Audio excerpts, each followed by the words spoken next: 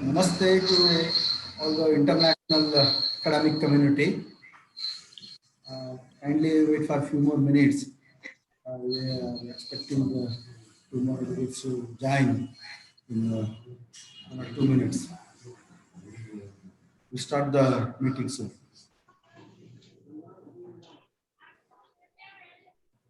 Sharma ji, am I audible? Yeah, audible. Am I audible? Yeah, fine. Okay. Good. Writing everything fine? Yeah, everything fine.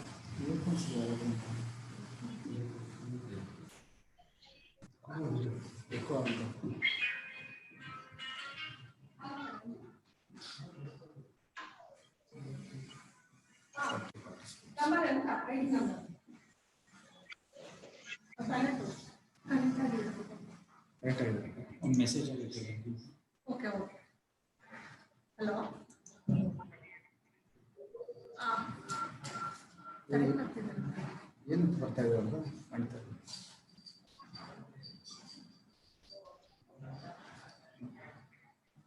Sushma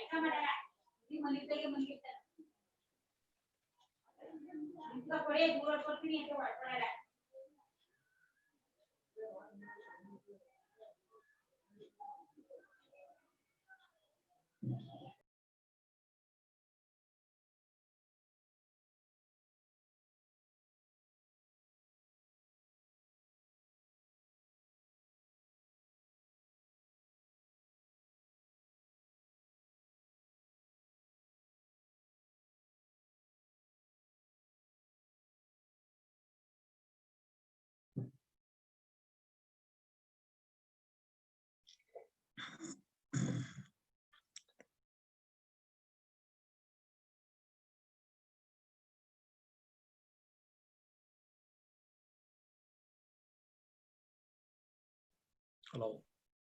Namaskar. Good evening. Good evening. Good evening to all. Welcome to the international academic community. I'm greatly pleased to present before you 2 days international webinar. I, Dr. Guru Basura Swami Pandita, the President of Karnataka Political Science Association, Karnataka, India. And we have collaborated with the Equality Institute for Thought and Action, ETA, registered Mysore, India. I welcome Dr. Sumati NC, the President of ETA. It is my great pleasure and heartfelt thanks to welcome Professor Sushma Yadav. She is the Honorable Member, University Grants Commission, New Delhi. She is the President, Indian Social Sciences Council, Bharatiya Samajik Vigyan Parishad, New Delhi. She is the Vice Chancellor of BPS Women University, Sonipat, Haryana. And we are happy that Madam will be delivering a keynote address. And also, we are supposed to join an eminent scientist from India, Professor K.S. Rangapaji, who is the Honorable President of Indian Science Congress Association. But due to his health, he could not join today. Mostly we hope that he will join tomorrow. He will be delivering a special address, Science, Ethics and Society. We have one more distinguished academician from Australia, Dr. Ashok Sharma. Hello. He is with the Coral Bell School of Asia Pacific Affairs, Australian National University, Canberra. He is the visiting fellow, University of New South Wales, Australian Defence Force Academy. He is the deputy chair, New Zealand Institute of International Affairs at Auckland. So he will be talking on the topic COVID-19 geopolitics and international order. We have one more senior academician, Professor Prabhakar HS, who has taught for 35 years at Jawaharlal Nehru University in the Center for East Asian Studies, New Delhi. He will be speaking on post-COVID balance of power, East Asia. I would also like to welcome all the attendees, participants who have joined from across the world. It's a pleasure to invite you all. I'd also like to welcome the technical team headed by software engineer Sri Harshad. Prabhakar sir will be joining in a few minutes. He has joined. We'll let him in. We'll allow him in. And till then, I request Professor Sushma Yadav ji to present the keynote address.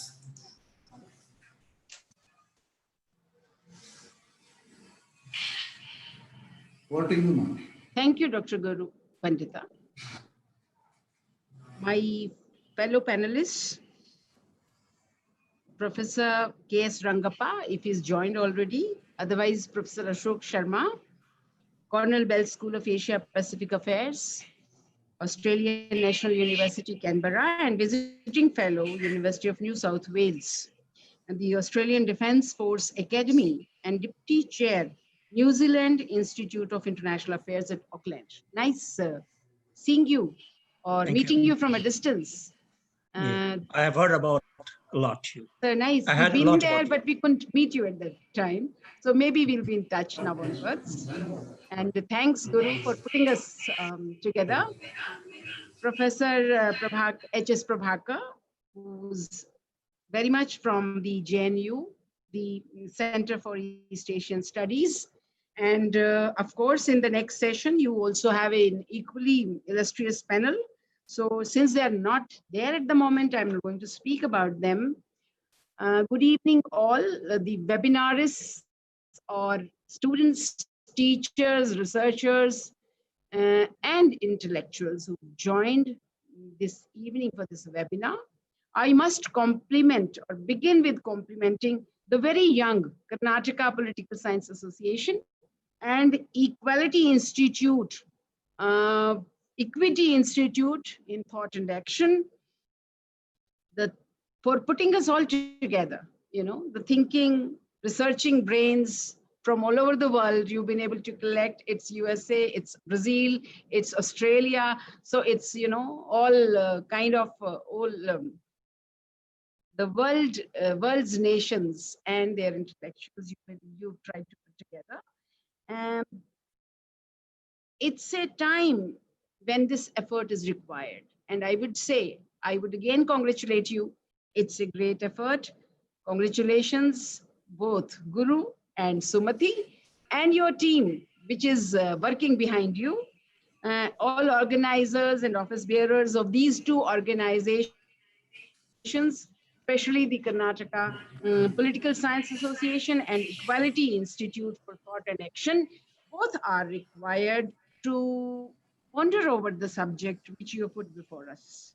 And the subject that you put before us is the COVID-19 pandemic and the emerging world order.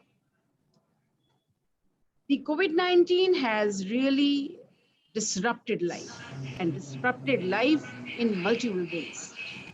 These socio-economic, educational, psychological disruptions caused by COVID-19 have put us together to find solution also to this pandemic and the ensuing situation. It has brought together individuals, institutions, communities, states, nations, people, governments, and society at large. And only then we'll be able to find solutions to this. And this webinar, an international webinar, comes at a time when the death toll from coronavirus is not stopping, if not mounting, both in India and the global scenario. And the world leaders continue to grapple with no answers at the moment on how to contain the damage. Most experts do agree that the pandemic is so severe that it's very difficult even to estimate the severity, what to talk about the damage and the loss, which is very extremely difficult to gauge at this time. And the policy guidance or the vision of the new world or the vision of the new world over and its roadmap will also come afterwards when we settle down somewhat. It's a wait and watch policy for policymakers. They do react on case to case basis, and they try to make headwinds wherever they can. But in such a scenario, putting us all together, it will be wise to attempt to understand how the world economic order, how the world political order, how the world order itself is altering, changing in more ways than one. And you put together experts from all fields, so I'm sure they'll be able to deliberate on it in greater details. However, I'll just put in my ideas, which are like indicators or pointers at this time. Now, for starting, if I say, economy of every country after this pandemic has been ravaged. Some a lot more than others. There has been much speculation if the pandemic will lead to a new economic order or a new world order, where the supremacy of world's largest economy may be challenged by the second biggest one or another emerging bigger one. It's for time to tell. In due course of time, a lot of research needs to be done and will be done to understand why the impact of COVID-19 was far more pronounced in Europe and US than in China, from where this virus emerged or this pandemic emerged or originated, and whether this was pure coincidence, natural, or it was a design. And I think more and more research needs to be done, and the minds must put together on this. However, at this stage, some people may ask whether the fallout will be more pronounced in Europe and USA, or in China, or in Asia, or Asia Pacific, or maybe in India. Much of the economic impact in India will be corollary to the larger question and the larger impact, because now we live in massively globalized world. And nothing explains this better than this spread of coronavirus, a disease which originated in Wuhan, spread to 215 nations. I think almost all the nations have been covered by this on this planet. And so there'll be no country that will not have significant economic distress. Only the quantity may be different and the quality may be different, but the distress is going to be there, and the misery which ensues this will also be there. So on one hand, while service-driven economies will witness huge economic fallout of lockdowns due to a complete stoppage of all economic activity, countries which have manufacturing-driven growth will also see shuttered factories and equally significant contraction and the resultant miseries also. So essentially, just like there is no template in the medical world about how to cure the virus, there is no tablet also in the medical world to contain this virus. There is no template also to even gauge the fallout of this virus at the moment. In fact, when and if a lockdown should be imposed has also been a bone of contention between economists and healthcare professionals. And I think I will not go into it because the economists will talk about it, because economists say that bringing the economy to a grinding halt through a lockdown may have a far bigger impact than coronavirus, while the doctors argue that COVID-19 spread could cause such a big havoc that no restrictions in place could even imagine that. So this doctor versus economist argument may have led USA to delay its lockdown, and the costs are heavy, which we are seeing. I don't think in recent history we've ever come across so many deaths in USA, a country or a nation which used to cry foul when one US citizen would be dead, but we are seeing so many deaths. And he tried to resist this, the advice of medical fraternity, but ultimately it also leads to a compromised position against Chinese economy, which was the fear of President Trump at that time. So it's a well-established fact by now, and you have collected so many international experts that US and China have been competing for global domination in last few years. India has also, of course, joined the race. But when this escalation peaked and the trade war between two nations, so both intensifying their stated arguments, and the reasons are that Trump faces re-election this year, and he knew a declining US economy could hurt his election campaign significantly. But with cases mounting, he had to ultimately come to restrictions. And while $21 trillion economy, which comes by records, will need multiple solutions. Let's now understand how Xi Jinping's position also gets altered in post-COVID-19 economic order or the scenario. Shuttered factories there too, shifting supply chains, the loss of trust of world market, the most companies seeking cheaper labor markets elsewhere, Vietnam, Philippines, Bangladesh, maybe India also becomes a favored destination after some time, will surely damage the Chinese economy also severely. So the 14 trillion Chinese economy, they were saying, powered by manufacturing, was the world's factory for a long time. And to power its factories and other physical infrastructure, China also came under huge debt, tremendous debt, as far as records are concerned. So undue focus on physical infrastructure to begin with, and lack of democracy could give them the leverage and power to go for this. And its decision to pour billions of dollars into the infrastructure and OBR activities, OBOR, in the EPP modes, etc., and hunt for mineral-rich nations in Africa all led to a huge cost and ensuing huge debt on China. So this requires servicing, it requires the economy to run over.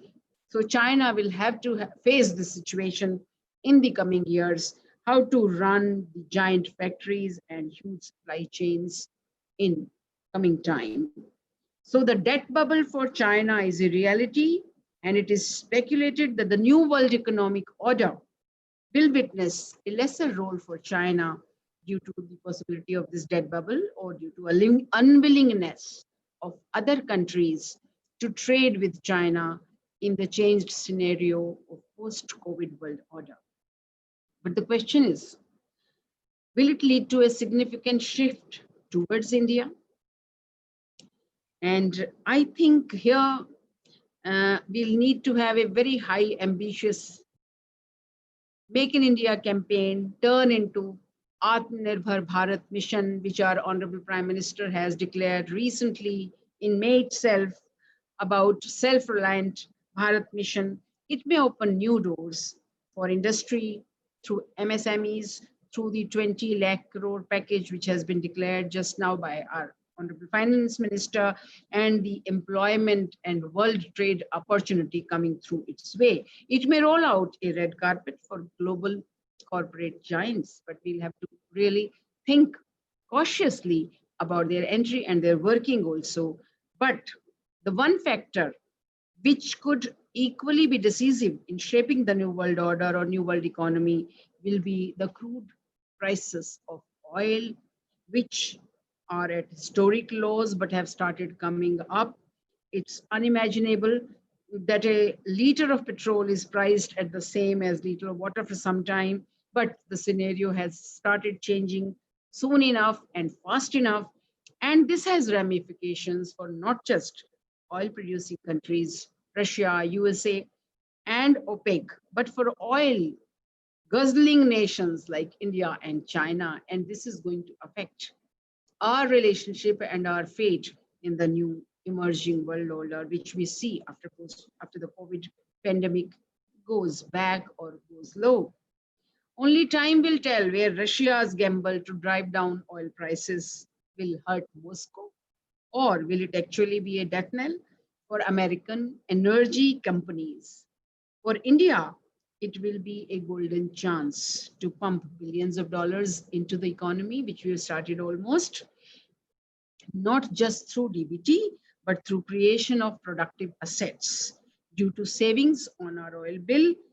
How that is done will decide not just the fate of 1.3 billion Indians, but also reshape the world order, is our speculation or a positive guess, I would say. When you talk about the two nations, India is neither afflicted by unreasonable expectations of power, nor at the moment any ideological dogma, or haunted by accentuated perceptions of historical hurt. We're coming out of all that. Despite its own centuries of conquest and exploitation by foreign rulers and invaders and colonial powers also, it has demonstrated resilience, learned to let go, and embraced and embraced the world, the good that emerged from the centuries of darkness. There lies our hope. That is a demonstration of its flexibility, which is required in such troubled times as COVID-19 has posed before the world. And it has its problems like societal fissures, digital divide, and serious issues of compliance, but they can be mended by a good leadership and national mission and improved public discipline with a very impressive leadership. And I hope we are able to do it. It will be a fascinating global strategic landscape to observe as a post-COVID-19 world order emerges. And for sure, India could play an important role in its possible transformation.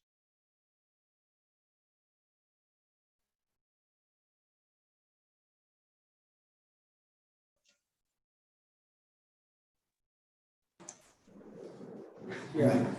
Can you hear me? Yeah, ma'am. You can continue. How much time is there, Guru? Just let me know, because Yeah. some more points. That's all. Yeah. 10 more minutes, So, ma'am. fine. A new world is bound to emerge from the present corona crisis. But what will be the new world order like? The present one already in shambles. It has also failed in dealing effectively with the pandemic. If not failed, it has found it difficult to tackle it. The WHO has not covered itself or not come out with a great glory. Its understanding of the situation, its forecast, and the manner in which it dealt with it has been called into question by many, and US out of them has even stopped funding, which is a very rare phenomenon. And so as the world looks on, the virus is spreading dangerously towards now the Asia Pacific or India towards South Asia, I would say, all over the world, with more and more countries getting affected and the total number of infected people also rising. We are still far from an antidote. Global and national economies are collapsing, and it may be a tough time for economies in the time to come. People, especially the poor and the marginalized, anywhere and everywhere, are suffering as never before. We have seen migrants on our television channels. We've seen them on the borders of the states. We've seen them in the rural heart of or rural belt of India. And that brings us to their misery also, and the consequences of the pandemic, which are really miserable. Nobody in the international community seems concerned as the tragedy unfolds in countries like Yemen and Sudan, because everyone is so much bothered about their own problems and the pandemic consequences. So the world leaders are also at the wits' end or their wits' end and have no time to spare for the other national concerns or international concerns. So it's a time when we have to think out of box. We have to think out of the boxes which we have made already, and out of the systems which look at countries with a prism. So this prism also has to be changed. Asking questions to the international community has to be changed also. The paradigm itself. At the moment, everything seems to be halted, including lives, economy, and hope. But we are desperate also. We are dependent also. We look towards physician. We look towards dietitian. We look towards statistician to know better facts. We look towards economists. We look towards international experts and healers for the time being. But the fact remains, we are still in quandary. We have no expertise to quantify and meet this pandemic. Nature has scripted a new chapter for the world to adopt new ways to work or perish. And like every crisis, human beings' resilience and the Indian civilization's resilience will surely keep us going. And while the post-truth era is not yet over, the world is suffering from unprecedented losses. The burden of absurd ideologies which were there, they have to get offloaded. And humanity now needs to reclaim the not so old world wisdom that prominently relied on scientific temperament and judicious statecraft. And the whole world needs it now more than any time before.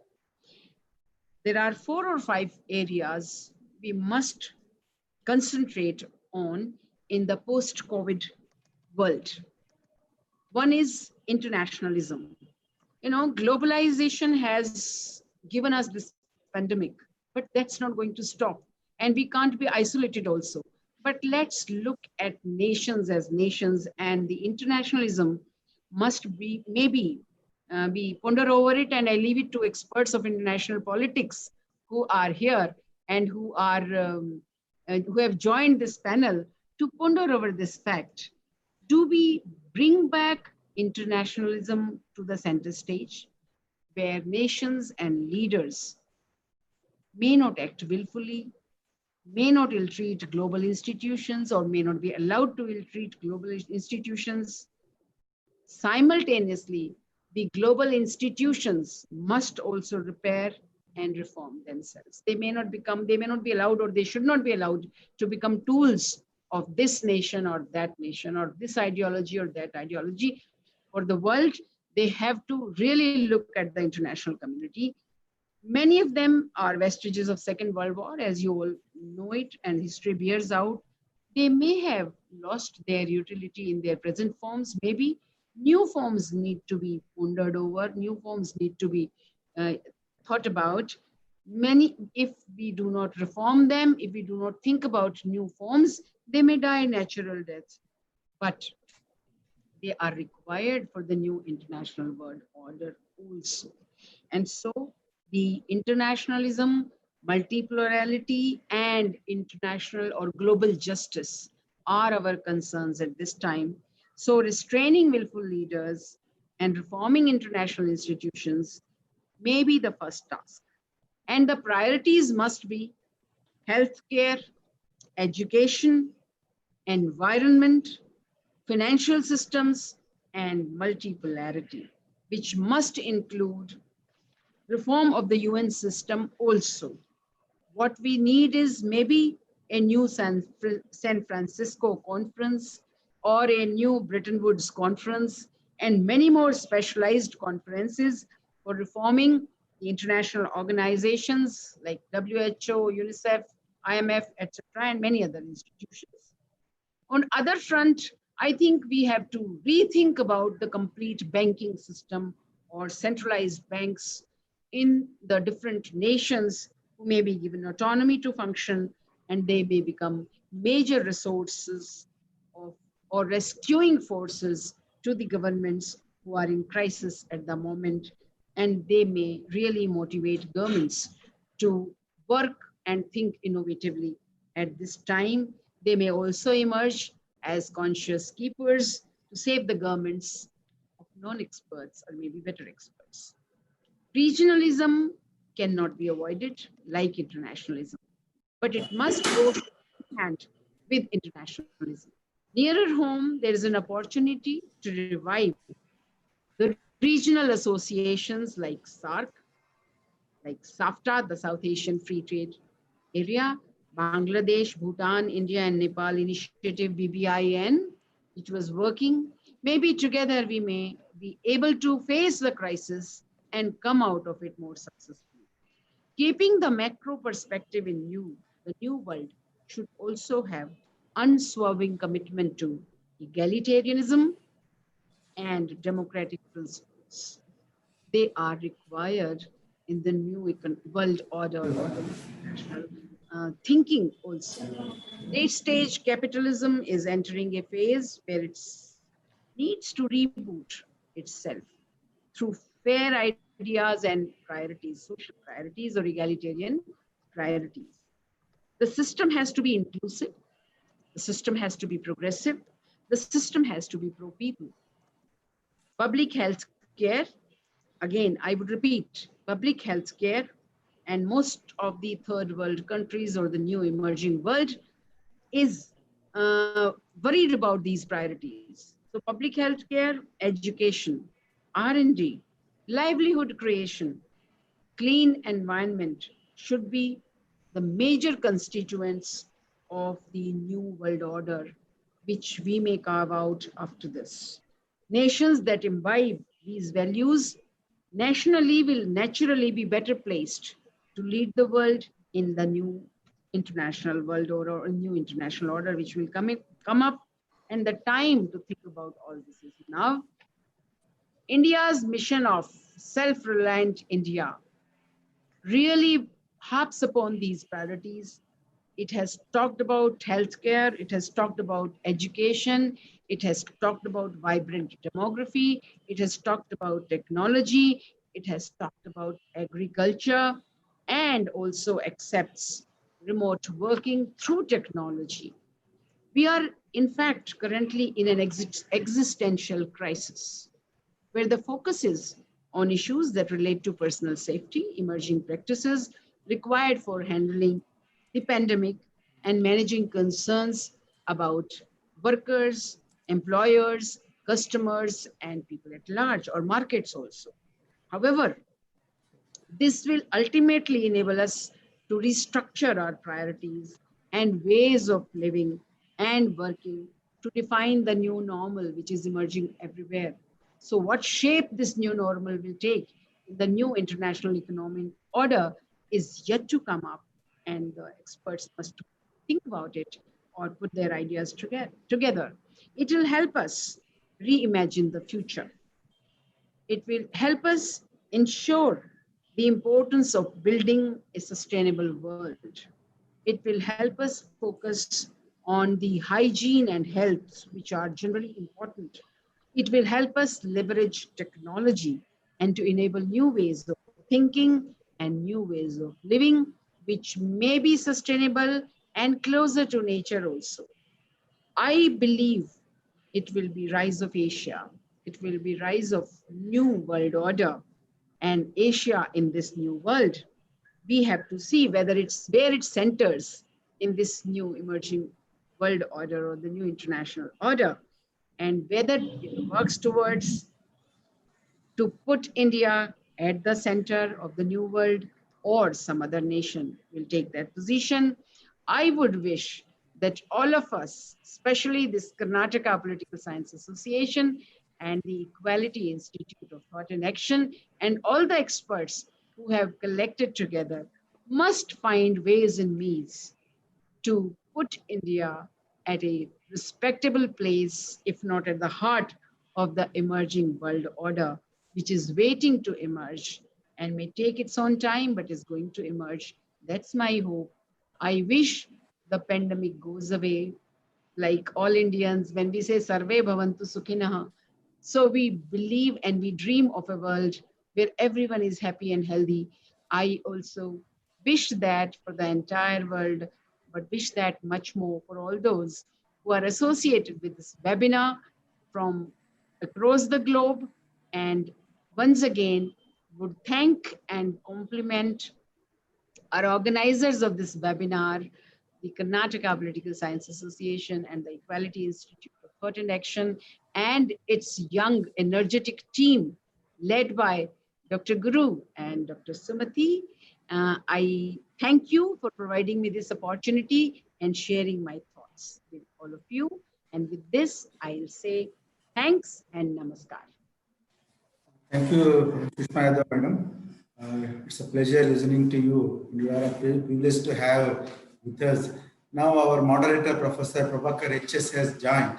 And also, next speaker is Dr. Kiran Kumar Men, who has done his postdoctoral studies from Harvard Medical School, USA.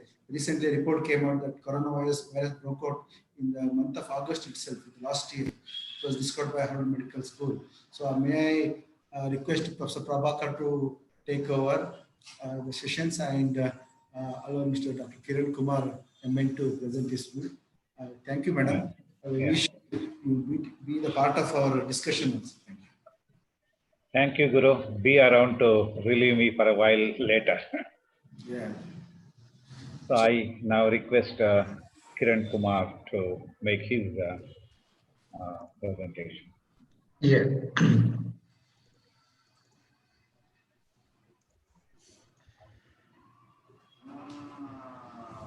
So, good evening, honorable members, dignitaries, and my fellow friends. So it would be very fascinating to see, people across the globe, and this is an opportunity being an, in a biologist. So I'm completely not into the political science still, but I'm a biologist, and how a biologist look into the emerging new world.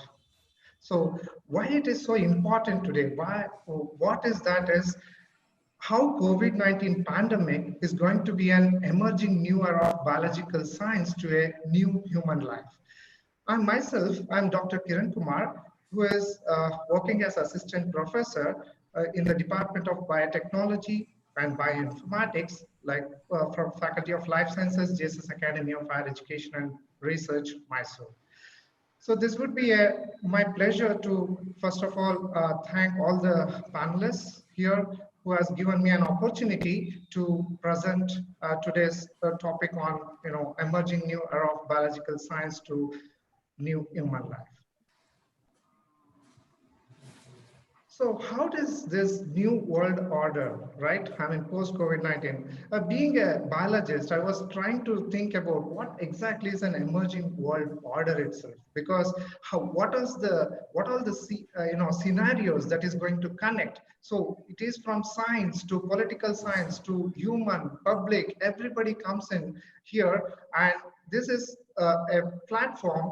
And especially what Dr. Guru and Sumati has created is to understand how a scientist work, how a political scientist work, and the world leaders come in to see that how the emerging world is going to be, right?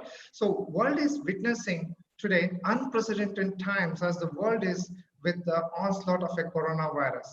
Best of minds are still under scientific investigation, as Professor Sushma Yadav was trying to say us, that to find the treatment preventions in terms of a vaccine or a medicine.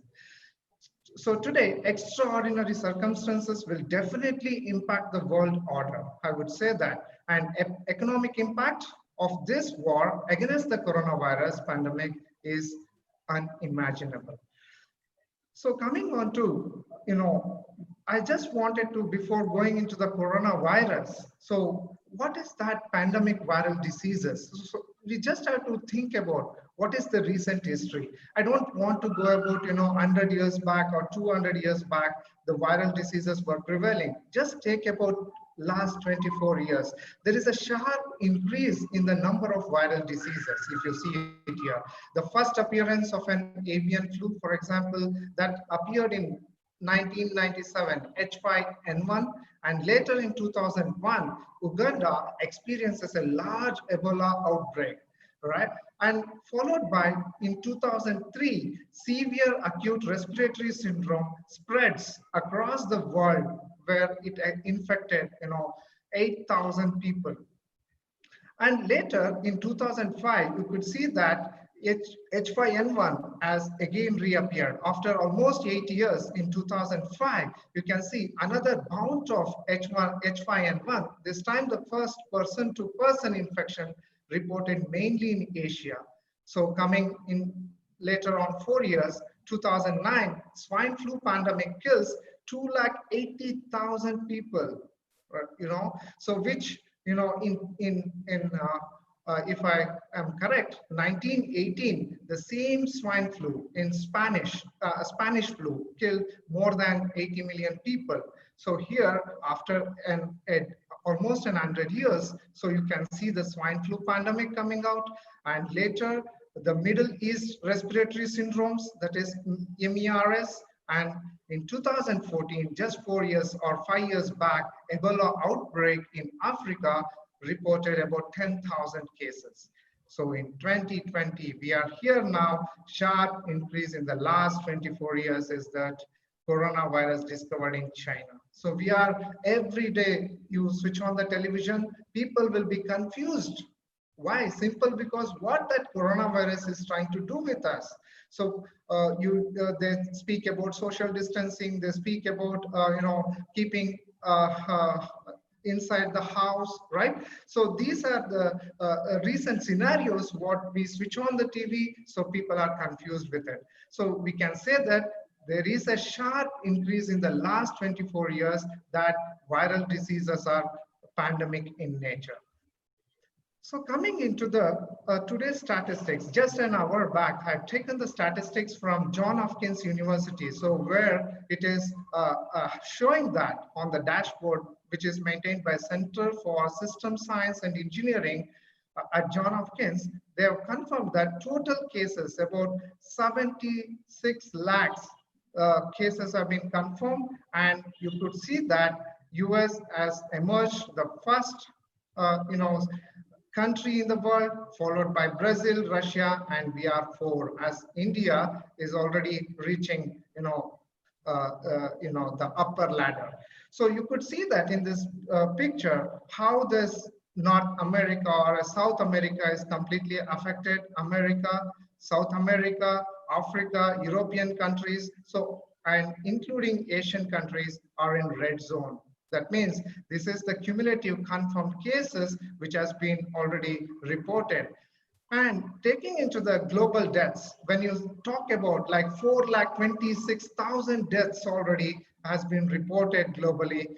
So which today US tops the death rates. So it is almost nearly 1,15,000, followed by Brazil, United Kingdom, and also you can see that the death records, whatever it is, like 30,758 deaths have been recovered. That is what New York US says. But still, we have to see that what is the recovery rate. And today's outbreak situation is due to coronavirus has nearly 6% confirmed deaths across the globe. Okay, so now is the question, because most of the people, they will be not knowing about how a coronavirus looks like, because we, as Sushma ma'am was trying to tell us about what is the COVID nature. I mean, COVID-19 is all about. So people have to think about what this coronavirus looks like. So here you could see it in the yellow. It's like a small spherical shaped viruses, right? I mean, this is the scanning electron microscope image, which is isolated from a patient who is affected with SARS coronavirus. So this is emerging the surface of the cell. So here, so these are the blue and pink cells in the in the patient, and you could see this, the coronavirus. So look at this beautiful image. So we should credit the scientist who has captured this image to show people how a coronavirus looks like. And this, today, we call it as SARS-CoV-2 as per the WHO records, and we call it as well 2019 novel coronavirus. And later, so we also are interested to see what is the structure, because mainly when we talk about the emerging world order, people will be talking about about the migrant people, and I mean the public is of very importance, but they may not be knowing about how does a SARS coronavirus looks like. So this would be, I would take this opportunity to show the world, I mean, to the normal public, I would say, how does a coronavirus looks like? So this is the schematic representation of a coronavirus. Just imagine a spherical shape. It has a spherical shape, and it has some, the proteins on the surface, and the size, when we measure the size, okay, so it is 100 to 160 nanometers. The virus is very minute in its structure, so it expresses spike glycoproteins. Okay, so now what is this virus? So how do WHO actually named it? Okay, severe acute respiratory syndrome coronavirus 2. So it is SARS-CoV-2. What is that disease? Because people are most confused about what is the stage of a SARS coronavirus, because they confuse with COVID-19 and SARS coronavirus. So virus is SARS-CoV-2, that is severe acute respiratory syndrome coronavirus 2, and the disease coronavirus disease 2009. Since it is emerged from Wuhan in late December 2019, the WHO has named it as COVID-19. And what is its genetic material? So as we pass on our high school levels or pre-university levels, we may hear about DNA and RNA as a genetic material. So this is the RNA, that is ribonucleic acid, as a single stranded. You could see that this is the virus genetic material. So this is very important for infection. So we need to know that this as a viral capsid. So overall, this is a very minute particle in the nanometer range, and it has a proteins on it, which is going to infect respiratory respiration, which is going to normally infect the lungs. So here human to human. Okay, so the infection is human to human, and other animals it to be reported. Though there are some reports, but still the scientific investigation is on. And mechanism is still unknown. How does it invade our lungs? But what is known is it invades the human cells of a respiratory tract. So this is one of the very novel coronavirus, which is pandemic in nature. As we Mr. see, Kumar, I yes. request you to wind up. You have Yes. 2 minutes. Right, sir. So the complex biology, so this is like how SARS coronavirus operates, where it came from, what it might do next. Above all, pressing questions remain about the source of COVID-19 and coming into the coronavirus transmission cycle. So this is like it emerged from the bats and also pangolin, and there is like human to human transition. So this is happening, and symptoms we know: fever, cough, and shortness of breath. And when they see that how this SARS coronavirus is infecting, because it survives in air and also the surfaces of hospital environment. So this is more infective in nature. People have conducted, and this is the emerging new culture of doing research. See that how these two people are finding it difficult, because they have to find vaccines and they have to find the antiviral drugs which is required. So I give a credit to researchers at the Pasteur Institute, where they are trying to find the right vaccines and also the antiviral drugs. So the need of the hour today, because we don't have a vaccine or a antiviral, so biologists and chemists are finding vaccines and antiviral drugs, which is very important new era of biological science, because we don't have a vaccine. So there are, remdesivir, chloroquine, and these are the antiviral drugs which is helping us or opening a new door to a new era in drug development. And most importantly, as of 8th April 2020, you see that early planning stage, 115 vaccine candidates, they had a number of projects, but ultimately they find that only 78 has been confirmed today, and which has reached preclinical stage only 18, and today clinical trial is only offered at phase 1. Okay, that is only 5 clinical trials, but vaccine readiness is unknown. So vaccines for human use takes few months to years from now. So that is, what is the strength of today vaccine. And summary and conclusion. So emerging new era of biological science is required for a life-saving strategy for mitigating COVID-19 pandemic. For instance, discovery of a new antiviral drug and vaccine candidate as lifesavers, and emerging new human life. Why do I say yes? Because measures for self-care. So where we are trying to wear face masks, social distancing, educating society, healthy lifestyles. So like immune boosters, like curcumin longa, cumin, cinnamon, garlic. So these are some of the issues even the scientists are thinking about how to combat. So in this presentation, I would say that new era of biological science to a new human life. And I would acknowledge Karnataka Political Science Association and Equity Institute for Thought and Action, who has given me an opportunity to present in front of this panel. Thank you all for your time. Thanks, Dr. Kumar. Now I request Ashok Sharma to make his presentation.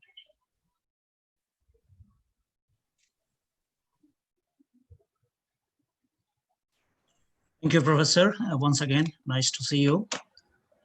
And at the outset, I would like to invite, my video is not coming. Yeah, we'll spotlight. Yeah. Yeah. So at the outset, I would like to thank Dr. Guru Pandit, Karnataka Political Science Association and Equality Institute for Thought and Action for organizing this event and inviting me for present my views on the geopolitics of COVID-19 and international order. Actually, I'm writing a book on this. Last 3 months I've been working and I've already written 5, 6 pieces and 1 paper and covering everything. I'm covering everything, whatever you think in terms of governance, institution, international order, geopolitics. But what I'm going to here focus on only on US and India geopolitics and how it is affecting 2 theaters. One is Europe and one is Indo-Pacific region. These are the 2 theater where the geopolitics is in full swing. So that's my entire focus would be there. So given the paucity of time, and I would try to focus on this area itself.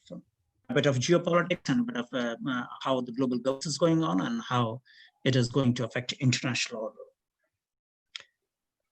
Pandemics are not new. Sorry, I haven't made any slides, so I'm just give it.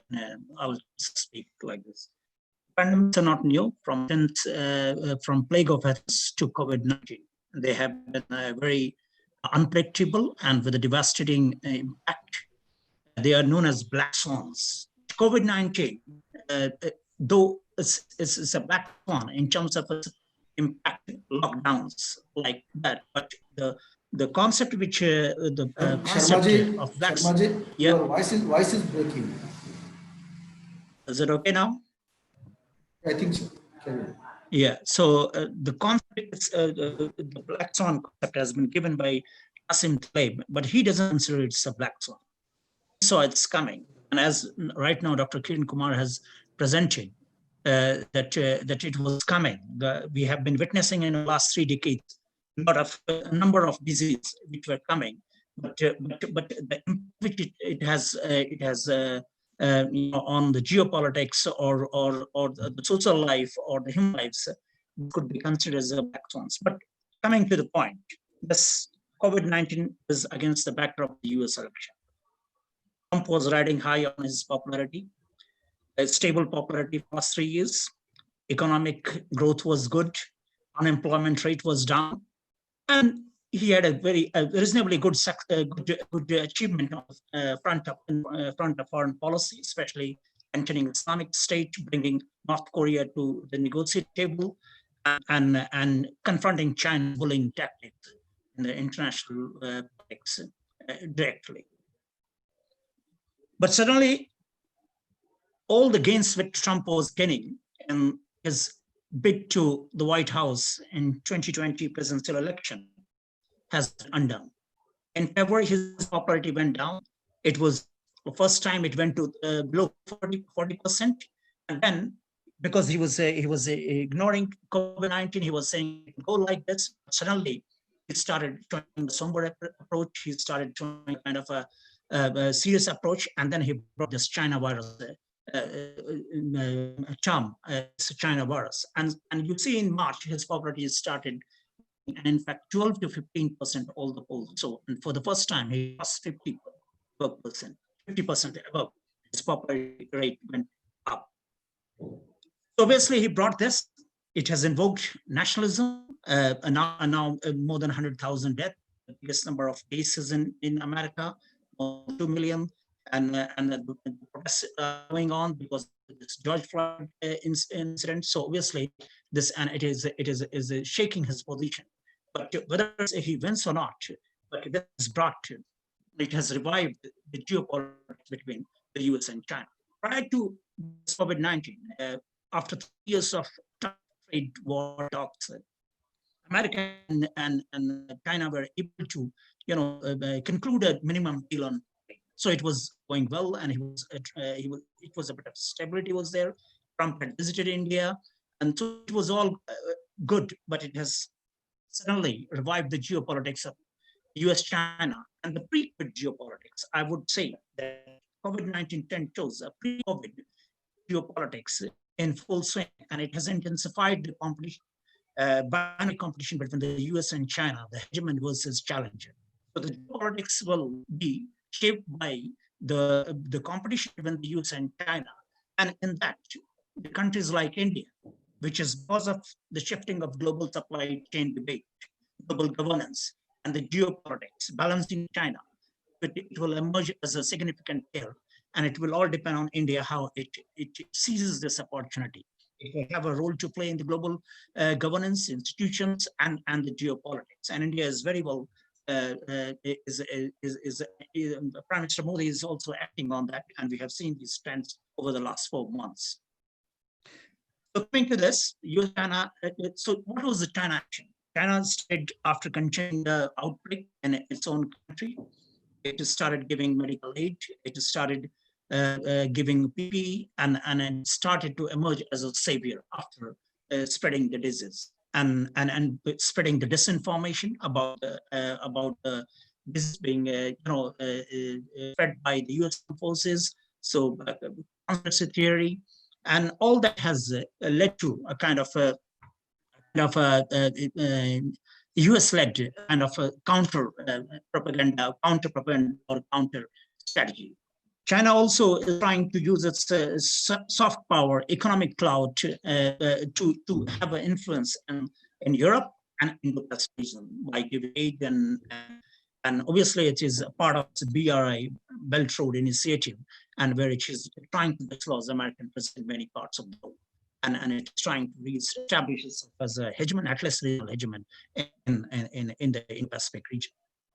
So that was one strategy. Another was, we see on 28th March and 1st April, China started, it ramped into the ships, one fishing boat, it destroyed one fishing boat of Vietnam, and then it ran into destroyer of its Japanese, and then we have seen this Indo-China standoff on Ladakh border. So it's on a military front also is active in the Indo-Pacific region, and another is trying to enter into trying to break the transatlantic alliance, the US and NATO allies, and there it is playing a very important role by providing medical aid and kits, and two countries it has been targeting is Italy and Germany.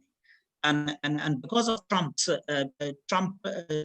behavior, or you can say that this trade war and his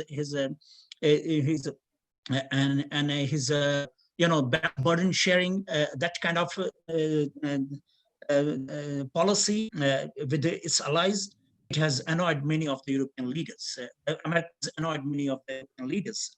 So there is always, China is sensing a kind of opportunity over there to enter into this and break the. So this is the first stage which China, after COVID-19, has been actively working on, apart from the Indo-Pacific, which we have been already witnessing in terms of economic and military and strategic move of China.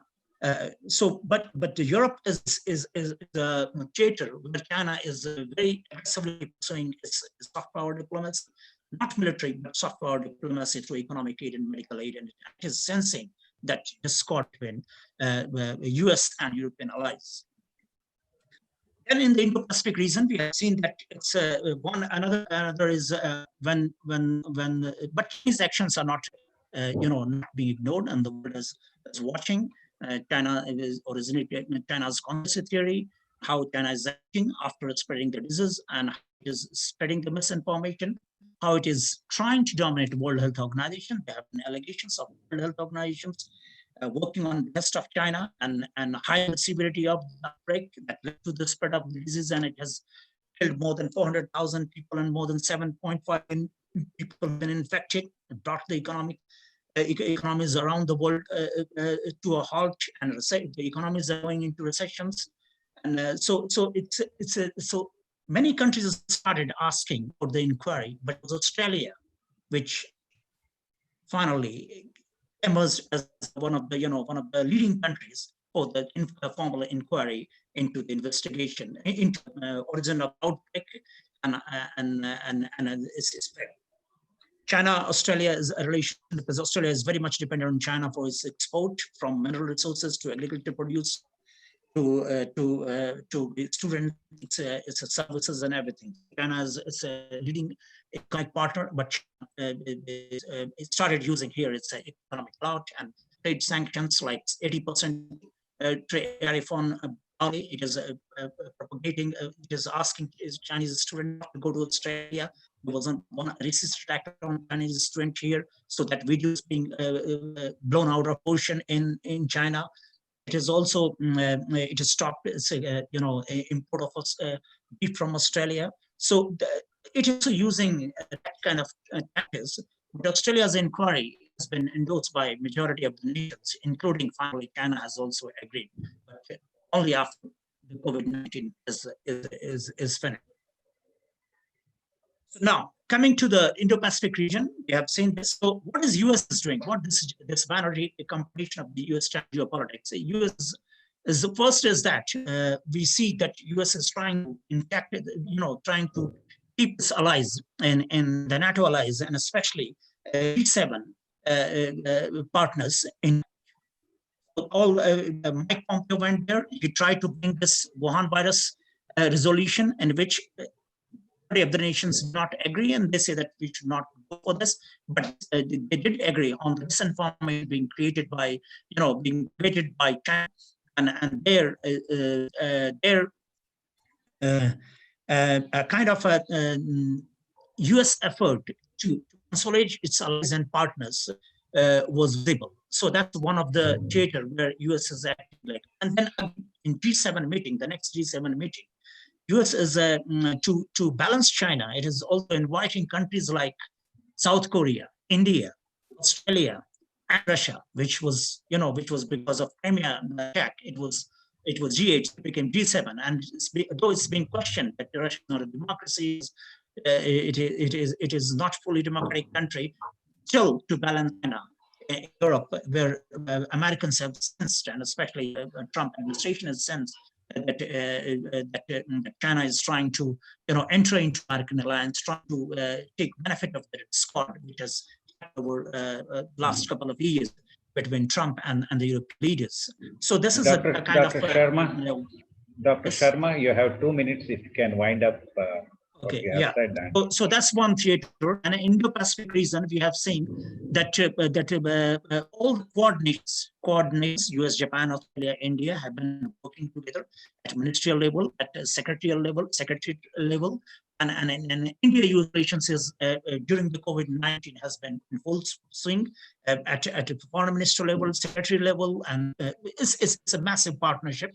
It's a defining partnership of the 21st century. So that's in full swing. Prime ministerial level talk on telephone has been, so that is happening. But in the context of this, say that there is one significant development is in the Indo-Pacific is Australia. It has emerged as a middle power acting, and it is a Modi and Mauritian meeting is one significant development that they have agreed to use each other's military bases. This is happening among all the coordinations as well. So this is one significant development to balance China geopolitically, and this will have see the role of middle powers, because middle powers have been better in containing the disease, and also somewhat their economic activities have been very, they have been into business, be it Japan, South Korea, or Australia. And Vietnam is a country, an example, which is not a country, but it has contained very well this disease. So this is a trend where middle powers are going to, but the geopolitics will be driven by this, the hegemon versus challenger competition between the United States and China, and India has a significant role to play. And I would not go deep into this. India is a defining partner. US is a defining partnership of this century, and the India-China relationship is already on. We have seen that there's always a conflict and cooperation. So that coming to the 4 points I would like to mention here. One is sorry, just one minute. 1 minute or yeah, one. You have exceeded already. 1 minute. So I would say that it's a global supply chain, global governance, and geopolitics. That's where India is also going to be significant. The small and middle powers have become influenced, and especially in the post-COVID world, the issues like many of the black swans, like natural disaster, these health crisis are going to be important. These middle powers will be significant in the global governance and institutions. Thank you. Yeah, thank you. Dr. Guru, can you hear me? Yes, sir. I am next in line. I Yeah, think sir. it is also good to continue from where Dr. Sharma had stopped, Yes, sir. touching on similar lines. So you can. I come in now? Yeah, you can come in now. You can speak for 5 to 10 minutes. 10 minutes, sure. We sure. can have discussion till 17. Yeah, please keep a check on my time. Yes, sir. Warn me a minute or two before. Okay, sir. Thank you all. And especially I thank the coordinators and organizers, that is the Association of Political Science in Karnataka and Guru Real. Anyway, I have taken real interest in what the theme really speaks of emerging world order post-COVID. So I thought of picking some points relating to my area of study, which is generally East Asia, and where Indo-Pacific happens to be in a great deal present, the countries that Dr. Sharma had towards the end of his presentation touched upon briefly. When I say East Asia, I must make it clear.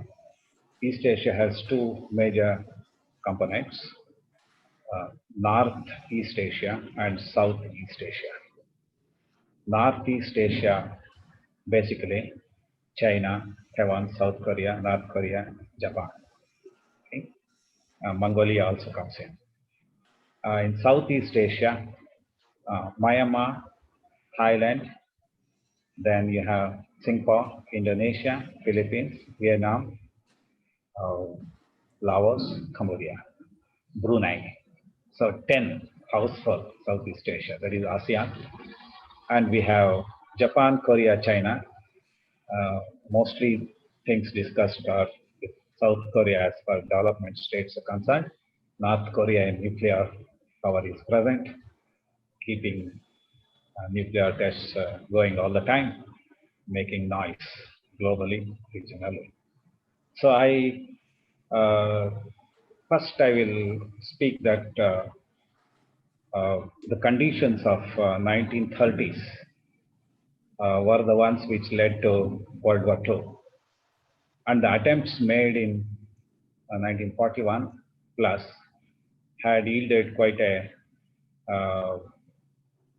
catastrophic war, World War II, the great one, and subsequently the international order, economic order, political order, security order, that has come about thanks majorly to internationalism, though very few major powerful countries have their visible, observable role, yet there are many middle powers and small countries who also have been helping in maintaining some kind of a order globally.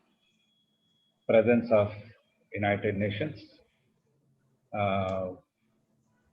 also is one major responsible institutions which have been monitoring and assisting prevalence of global order. However, it is important to look at it from the members or countries' point of view. When I say East Asia, major prevalence from outside of the region are there. It's visible in the alliances that are prevailing, like US South Korea Security Alliance, US Japan Security Alliance that is in force from 1952. Japan was one of the major responsible countries in the Second World War to bring it in, and its act on Pearl Harbor, similar, which has never happened subsequently, was the reason that invited US to nuclear bomb Japan. And subsequent to that, US occupied from 1945 to 1952 Japan, when it had two major targets of demilitarizing Japan and democratizing Japan, in which US was successful. But while giving freedom to Japan to administer themselves, they made it show, in order to make Japan not to enter into any warlike situation or create one or contribute to such, there should be some check. So they made compulsorily on the same day sign a treaty of security. So US-Japan security treaty still prevails, where US has a major role. They have a 47,000 troops present in 3 places in Japan. So security-wise, this is one of the major treaties in this side of the world, Asia Pacific. And otherwise, we have a China, PRC, which since 1978, its for modernization period began, and then economic development program launching. It really has a major economic presence throughout the globe. Probably it is not exaggeration to say that there is no country that has not been in a way assisted by China today in economic terms, affected by military terms or its threats at the regional peace level. So I mean to say certain things that China, having maintained a great deal of tempo in its manufacturing ability, it's a manufacturing hub for the globe present within China. And their 40% of contribution to their GDP comes from their overseas infrastructure investment projects. And let us keep away from the blame game. Who is responsible for the corona pandemic now? And the lab level, or really was it a target? These conspiracy theories or correct theories, let us leave apart, otherwise we don't end up any seminar presentation. Considering the speed, the velocity with which the virus spread world over, China had made a comeback in the sense that COVID has not destroyed balance of power, either globally or regionally. Every country's military and strength remains what it was just before COVID began. So China is most unlikely to, it will face international criticism. It will be equally aggressive in containing that as they have contained corona disease within. But there are certain things which we notice, and I need this to be informed in this forum, that for example, South Korea, Taiwan, Japan, to some extent China, the speed with which they return to new normal from the attack or spread of coronavirus in their countries is alarming. And their medical and health facilities and pharmaceuticals formulations and production system have met the ever increasing demand for PPEs and face masks, for example. They have stepped up their production of these products by any number of times. And Taiwan, for example, had donated more than 1 million face masks to the needy in the world outside. And in case of Japan, they have taken to a system of delivering through post offices via the delivery men to each home in Japan a pair of good, reusable, washable face masks.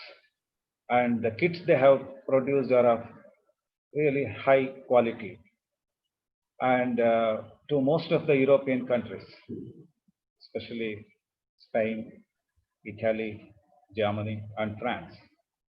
They are depending on East Asian production level to meet their needs for PPEs and masks. These two items have played a major role in keeping corona to some extent in check. Of course, these are necessary. Apart from this, the supply chain that these East Asian tigers have maintained have all been intact. They have not been destroyed. Yes, there is quite a loss due to shutdown of factories, a loss of work, but they have checked the uh, deaths number and even the further spreading of the virus. This speaks of a different work culture prevailing in East Asian countries. Japan was the first Asian country to modernize or westernize. And from then on, say 1868 to 1912, and then the post-World War II immediately, the 7 years of US occupation have returned Japan to consumer industries from the war industry. And by 1964, when the first Olympics was held in Japan, uh, it was a demonstration to the world how they have so fast and quickly came back to some kind of an international recognition, and that has retained. And 1972 oil crisis hit the Japanese economy in such a way, supply cut and price rise of the oil because of the oil crisis one, and they changed the total technology towards electronics and automobile industries, applying newer technology, no pollution technology. And that had given them a very shorter time to emerge from the second oil crisis in 1978.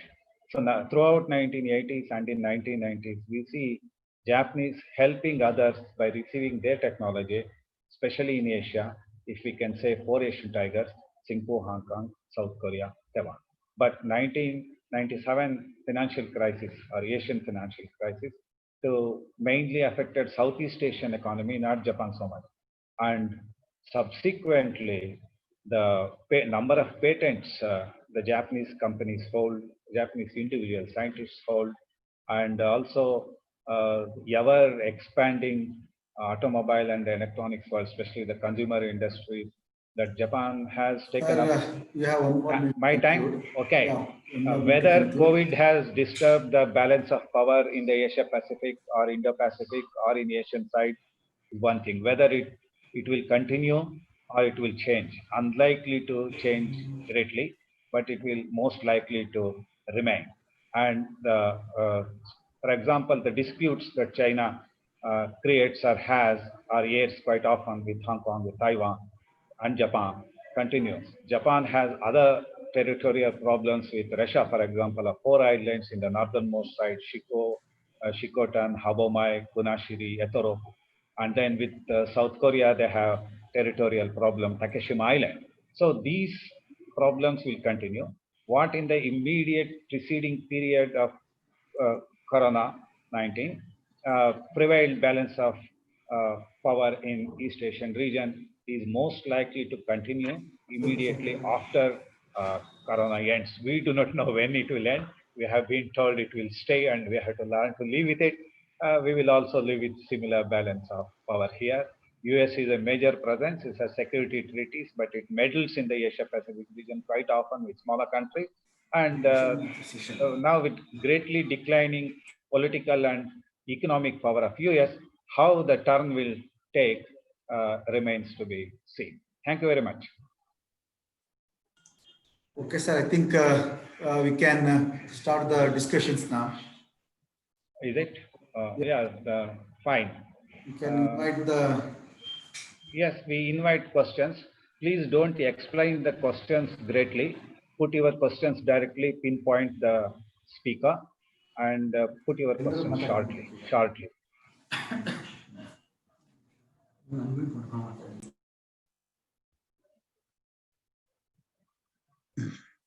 We have 10 minutes, I believe, for discussion. We will entertain as many as possible. Yeah, I request all the participants and attendees to raise your hand so that we can invite you for a question and answer session. Kindly raise your hand, wave your hand.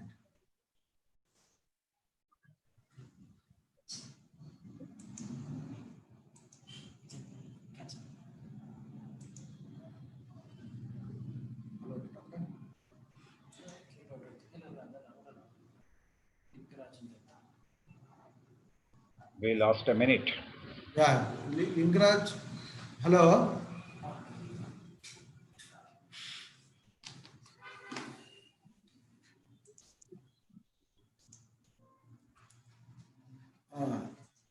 So Lingaraj Hanchimani, can you hear me? Hello, Lingaraj Hanchimani. Video statement. Lingaraj Hanchimani, he raised his hand.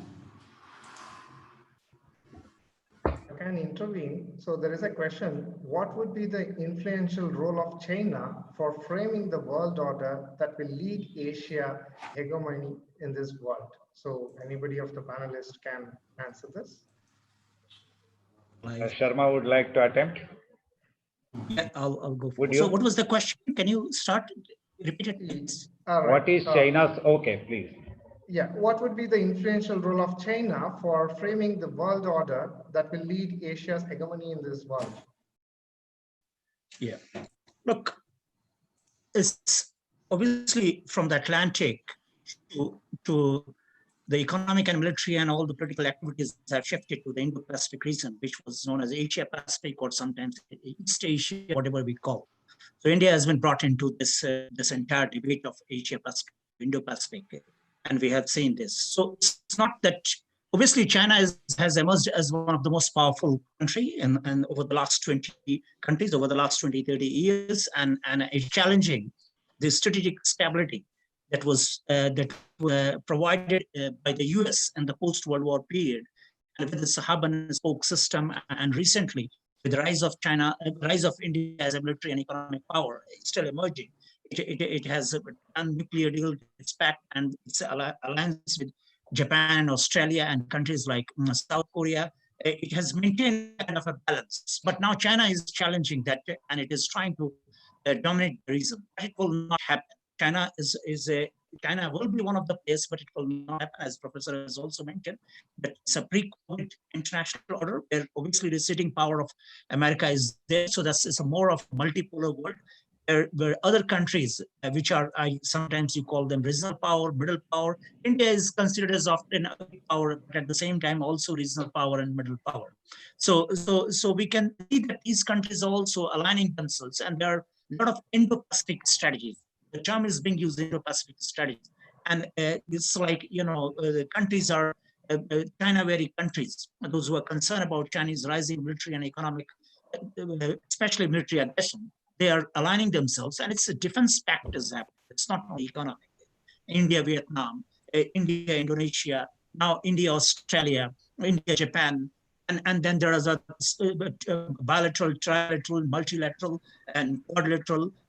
These are institutions which have emerged entirely focused on balancing China's rise, but they don't pronounce often.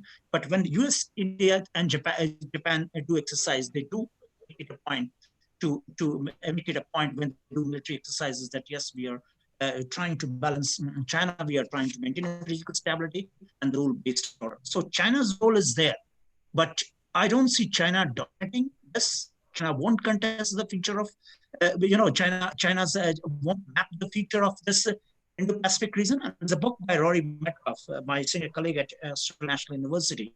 He has written, he has been very much a vocal advocate of India here in Australia. And he wrote this book, and it has come, Why China Won't Map the Future in the Pacific. So China will be a significant player. There are other countries also rising, economic and political juggernauts, and they are also very powerful. So its a role is there, but China will be one of the significant power. It may overtake America. It will overtake America as the biggest economic power. But when it comes to military and friends and allies, China is a very China is not as good as America, and it will struggle to get friends and allies, even in the Indo-Pacific region.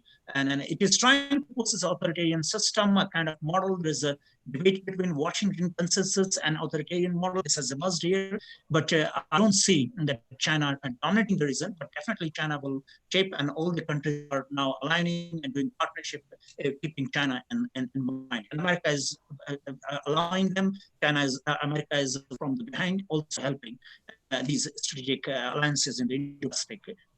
Thank you. That's my view. So Is there somebody are rising? two other questions in the chat box. I think if somebody is raising it, you can please take it over. But there is in a chat box, there are two questions. Yeah, Jagdish, he has a question. Yes, sir. I have a question for Sharma, sir. Do you agree that the China and the America, both the presidents, are cementing their place, taking the COVID-19 as an advantage with the people? Do you agree? So China and America presidents, they're taking advantage to solidify their presence in their country. Is that your question? Yeah. Yeah. Look, obviously, that's why I wrote a piece for Australian Outlook. It's a black swan for America. It was against the backdrop of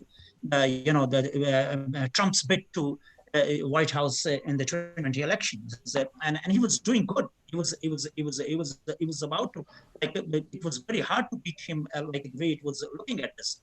But suddenly this COVID-19 came and it brought his popularity down. Then he started China thing and COVID-19. So he's trying to push. So I won't say that America is using, because Trump was well, it was trying to, ease relations, that trade tension relationship with China. It was also balancing China's strategy with it came to India. So it was going well in America for him. So, but now COVID-19 has come. So he would obviously, he wants to win the election. And this has, COVID-19 has emerged as a black swan and disrupted his winning prospect. So one aspect is that I would say Trump was not using because it has disrupted. It came suddenly. He was not losing, he was winning. All the polls were showing that, but COVID-19 has disrupted his campaign, number one. Number two is China. Obviously, China is trying to consolidate its position. In fact, China will emerge as more powerful than any other country in the world when it comes to the geopolitics relatively. But its designs are being contained. It is exposed. China's and it's a good thing that has happened is that the over-reliance on China has been exposed. Country like Australia, look, we promote here. There are a lot of academics. They are trying to promote that you must not put all eggs in one basket, and we keep promoting that India is one of the countries, but only cricket, curry, Commonwealth, and IPL, and there's no defense. So now suddenly defense thing has happened immediately. These things were being pushed for the last 10 years. So suddenly in the rise of, so it's good that this COVID-19 has exposed China's design, its geopolitical intent. It is using this unprecedented humanitarian crisis for its geopolitical interests, and it is. But China has no option. President Xi Jinping has no option but to use this as an advantage. It has sensed a kind of a discord in the U.S. alliance, because he would like Trump to win. Most of the Chinese would like Trump to win because Trump erratic behavior with many leaders. Dr. Sharma? Indian Prime Minister. Yes, sir. Sorry to interrupt you. Catherine Kudak has a question. Okay. Catherine. Yes, sir. Okay. Yes. Hi. Yeah, Yes, sir. My question is that the COVID-19 pandemic has, more I would like you to assess the statement. The COVID-19 pandemic, sorry, I'll just start. My question is that the COVID-19 pandemic has shown that the world is more polarized than ever. Is this an accurate assessment of the emerging world order or the prevailing world order? Yeah, very good question. Where are you from? Sorry, I'm from Zimbabwe, but I'm studying in India, that's great. Pondicherry University. Yes, sir. Okay, yeah, we still remember India Zimbabwe cricket match of World Cup where couple scored 185. So, and I still remember this. Zimbabwe was a very good cricket team. Yes, I've got a sir. couple of students in Zimbabwe. Great to see. Yeah. So I'm look. Yes, definitely. It is polarized. The world is polarized, and in which America and China is, their geopolitical rivalry has revived, and their strategic rivalry has revived. It was a bet Trump was trying to ease that because of his winning probability was there in the U.S. election. So suddenly COVID-19 has disrupted, so it has revived, and China was also promoting disinformation that actually it came from America. So this has annoyed them, and America, and now America is facing the biggest number of deaths, biggest number of infected cases. It has disrupted its economy. So America is in fact it's fuming, and it's in other American allies, UK, France. These countries are, but they are the sufferers. America and American allies are suffering, except Australia and New Zealand. Most of the American allies in the European countries are suffering. So if you see that, obviously it is, the world is more polarized. It is leading a kind of a binary world, but at the same time, it has given rise to many of the middle powers, which Professor has already mentioned about how these Southeast Asian countries are emerging, the economic and political juggernauts, their military capability remains intact, the alliances, the conflicts all remain intact. So it is on top. So yeah, we can, Sharmaji, I think we can conclude now. Sir, Professor Prabhakar, we have to conclude the session. Hope it's good. Yeah, good. Hope I answer your question. Yeah. We will move to the next session, Professor Prabhakar, sir. Yeah, we can move. Now, next in line, I go in the order that you have sent the name. Yeah, yes, sir. So yeah, we have next Marcus Pianoni from Brazil. Yeah, I would like to welcome, sir. I would like to welcome Professor. Okay, please go ahead and do that task. Yeah. I would like to welcome Professor Marcus Iannani from Federal Fluminense University. Before that, we will have a vote of thanks for the panel. Vote of thanks. Dr. N.C. Sumati, the President of Equality Institute for Thought and Action, will perform the vote of thanks of the inaugural session. Hello. I'm very. Marcus, can I speak? Wait for some more minutes. We'll present vote of thanks for the inaugural session. I'm very grateful for the invitation of Professor Guru Pandita to participate in this important international webinar. It's a pleasure to be with you. The topic of this session addressed the nation-state system and response to the pandemic. I will say something about the impacts of the pandemic on the global system and Latin America. Could you hear me? Yeah, I can hear you. Kindly hold on for a few minutes. We will perform vote of thanks for the inaugural session. I would request Dr. N.C. Sumati to perform the vote of thanks for the inaugural session. Dr. N.C. Sumati, you can speak now. Can I follow? Yeah, wait. First of all, I would like to extend my thanks to Karnataka Political Science Association, Karnataka, India, for having collaborated with our trust, Equality Institute for Thought and Action, Mysore, India, for jointly organizing today's international webinar on the hot topic COVID-19 pandemic and the emerging world order. Firstly, my heartfelt thanks to Professor Sushma Yadav, Honorable Member, UGC New Delhi, for delivering the excellent keynote address on this occasion and for enlightened presence with us.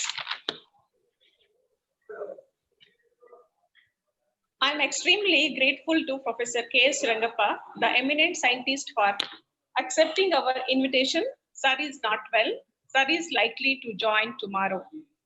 My special thanks to Another distinguished academician, Dr. Ashok Sharma, who has joined for this event from Australia. I am greatly indebted to Professor Prabhakar HS for his presentation and effectively moderating this inaugural session. I would also thank to Dr. Guru Basava Rajaswamy Pandita, the President, Karnataka Political Science Association, for welcoming the August panel and all the attendees. I would also thank to bioscientist Dr. Kiran Kumar. I would like to thank all August panelists and all attendees, participants for their quiet, active involvement in these brain stimulating and enlightening discussions. I would also like to thank our technicians team headed by Mr. Harsha for conducting this event without any technical issues. Please join us for our next technical session. Finally, I thank to one and all. Namaste.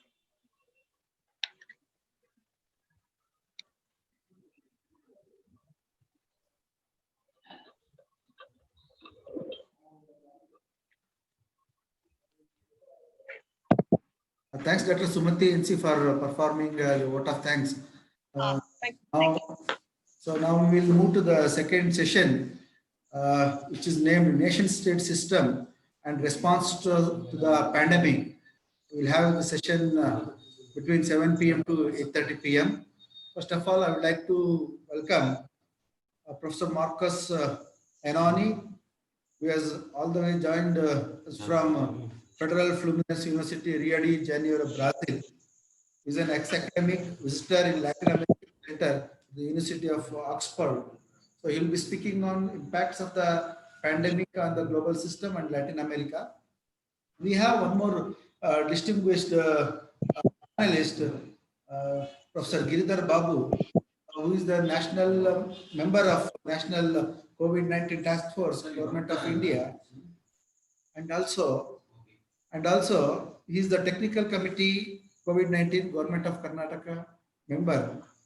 So he has worked at WHO for 10 years, and he has done his PhD from UCLA, USA. So he is the head of Life Course Epidemiology, Public Health Foundation of India. So he will be joining us shortly. So he will speak on epidemics and state responses. We have one more international affairs analyst, so Sudhir Singh, who is a TV panelist in Delhi. He frequents his speech in Lok Sabha TV and Rajya Sabha TV. So he will be speaking about India-Eurasian relations, post-corona challenges and opportunities. We have one more scholar from Delhi University, Professor Sanjeev Kumar, Department of Political Science, Delhi, India. He will be speaking on South Asian security in the wake of COVID-19. So I welcome all the distinguished panelists and participants and attendees for this second session. I request Professor Prabhakar to moderate the session. Over to you, Professor Prabhakar, sir. Thanks, Dr. Guru. Now I request Professor Marcus Anoni to make his presentation. You have 15 minutes. Thanks. The topic of this session addressed the nation-state system and response to the pandemic. I will say something about the impacts of the pandemic on the global system and Latin America. The current coronavirus crisis is the fifth international crisis of capitalism. The first was the Long Depression at the end of the 19th century. The second was the Great Depression, which started in 1929. The third was the stagflation crisis of the 1970s. The fourth was the Great Recession of 2008. An important novelty of this crisis is that contagion in the economy is as contagious as it is in human health. Another great novelty of this pandemic in relation to the previous ones is that it reached the main economies in the world. Therefore, due to the globalization, its impact on the international economy is enormous. One of the main vectors of the economic shock is the international trade, which will be reduced strongly. The adverse effects of coronavirus on globalization may carry on for years, much like the 2008 financial crisis.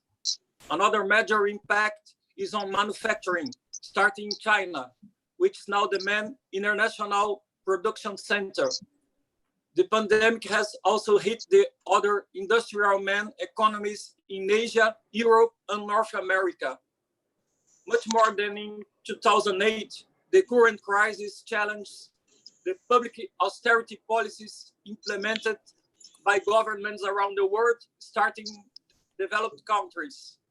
Policies to stimulate demand and protect income, aiming to mitigate the effects of the crisis on people and businesses, are being strongly implemented in the rich countries of Europe, Asia, North America, Latin America, and so on. In the US, $7.8 trillion of incentives have already been granted to companies, banks, states of the Federation, and citizens. The fiscal stimulus intent is to reduce recovery time after the pandemic is over. However, there are strong reasons to believe that recovery will take some time to happen. In this sense, the period of gigantic fiscal package tends to extend a little longer over time and will make it more difficult to maintain the same pattern of financialization of capitalism hitherto linked to neoliberal globalization. The current crisis also deepens some trends prior to its beginning. It tends to increase the divide between social actors and governments, linked to the pattern of accumulation supported by finance and those who want changes in this economic model. It also deepens trends that can accelerate and consolidate changes that were already taking place in the world system, mainly the dynamism of Asia in the international economy. The history of the crisis of capitalism is reaching changes. As a result of the long depression, the US and Germany were strengthened. In the Great Depression, emerged Keynesian policies for stimulate demand. They changed the public policy agenda. President Roosevelt's New Deal is an example of weak Keynesianism. A strong and also tragic example was the combination in Germany between Keynesianism and Nazism, a political regime of terror and military imperialism. In response to the stagflation crisis of the 1970s, neoliberalism emerged, initially in the UK and the US, which later expanded to the world. We are in the second international crisis of neoliberalism in this century. Since 2008, financial crisis, authoritarian leaders have emerged in several countries, including far-right wing populists, supported by groups of voters. Trump in the US and Bolsonaro in Brazil are two of this kind of new leaders. Both criticize China as if the world were in a new Cold War against an external enemy. Bolsonaro implements a strong neoliberalism. Trump has adopted protectionism against Chinese goods. Nationalist trends have strengthened in Europe. The current crisis creates uncertainty. Windows of opportunity are open, but there are also reasons for fears. What will be the major changes in the global order that will mark the current crisis? Since 2014, the IMF and the World Bank have shown that the largest GDP in the world was that of China. In the years that followed, this trend deepened. For 2030, the US is forecast will be in second place, representing 2/3 of the Chinese economy, and India will be in third place. In 2050, the US would move to third place, preceded by China and India. This same forecast estimates that among the 10 largest economies, 7 will be from the emerging South. Therefore, it's very likely that BRICS will continue to be an important instrument for the emerging countries included in it, mainly China, India, and Russia. As for Brazil, we don't know. Bolsonaro has adopted a foreign policy of unconditional alignment with the US, which has weakened the country internationally. The only country that showed visible efficiency in planning actions against the pandemic was China. People criticized the country for the lockdown, but later they realized that this policy was correct. China is implementing intense international scientific collaboration in the field of health and humanitarian aid as well. The growth forecast in emerging countries in Asia this year is 1%, but in Latin America, it's down 6%. The biggest contraction in economic activity in the region's history. The growth forecasts for China and India in 2021 are the highest in the world. China, the most populous country in the world, has been planning its growth on the domestic market. The Chinese Communist Party has deepened the fight against poverty and has set itself the goal of eliminating misery in 2020. This tends to increase the consumption power of its population. China is the first trading partner of all Latin America countries, a region where pandemic is having devastating effects in larger cities. Peru, for instance, made available 7% of GDP in resource to combat COVID-19, an economic crisis. But despite the rigorous lockdown and emergency aid, that country is the second in Latin America in number of people infected and killed. 3 decades of neoliberal policies have severely damaged Peru's public health infrastructure, which has been privatized. There is profound structural poverty in Latin America, where the fight against COVID-19 also depends on the existing social structure and not only on emergency aid. The lack of public goods has a negative impact. The social situation in Latin America is very different from Europe. Quarantine demands greater emergency aid to contain the disease. It would be important to resume institutional actions of regional coordination between the countries of the region to think about economic reconstruction policies in the region. Closing borders does not appear to solve the problem. The right-wing and far right-wing governments elected in the last years in Latin America weaken institutions of regional integration. In Brazil, the pandemic is having a major economic and political health impact. The country has just become the second with the highest number of deaths after only the US.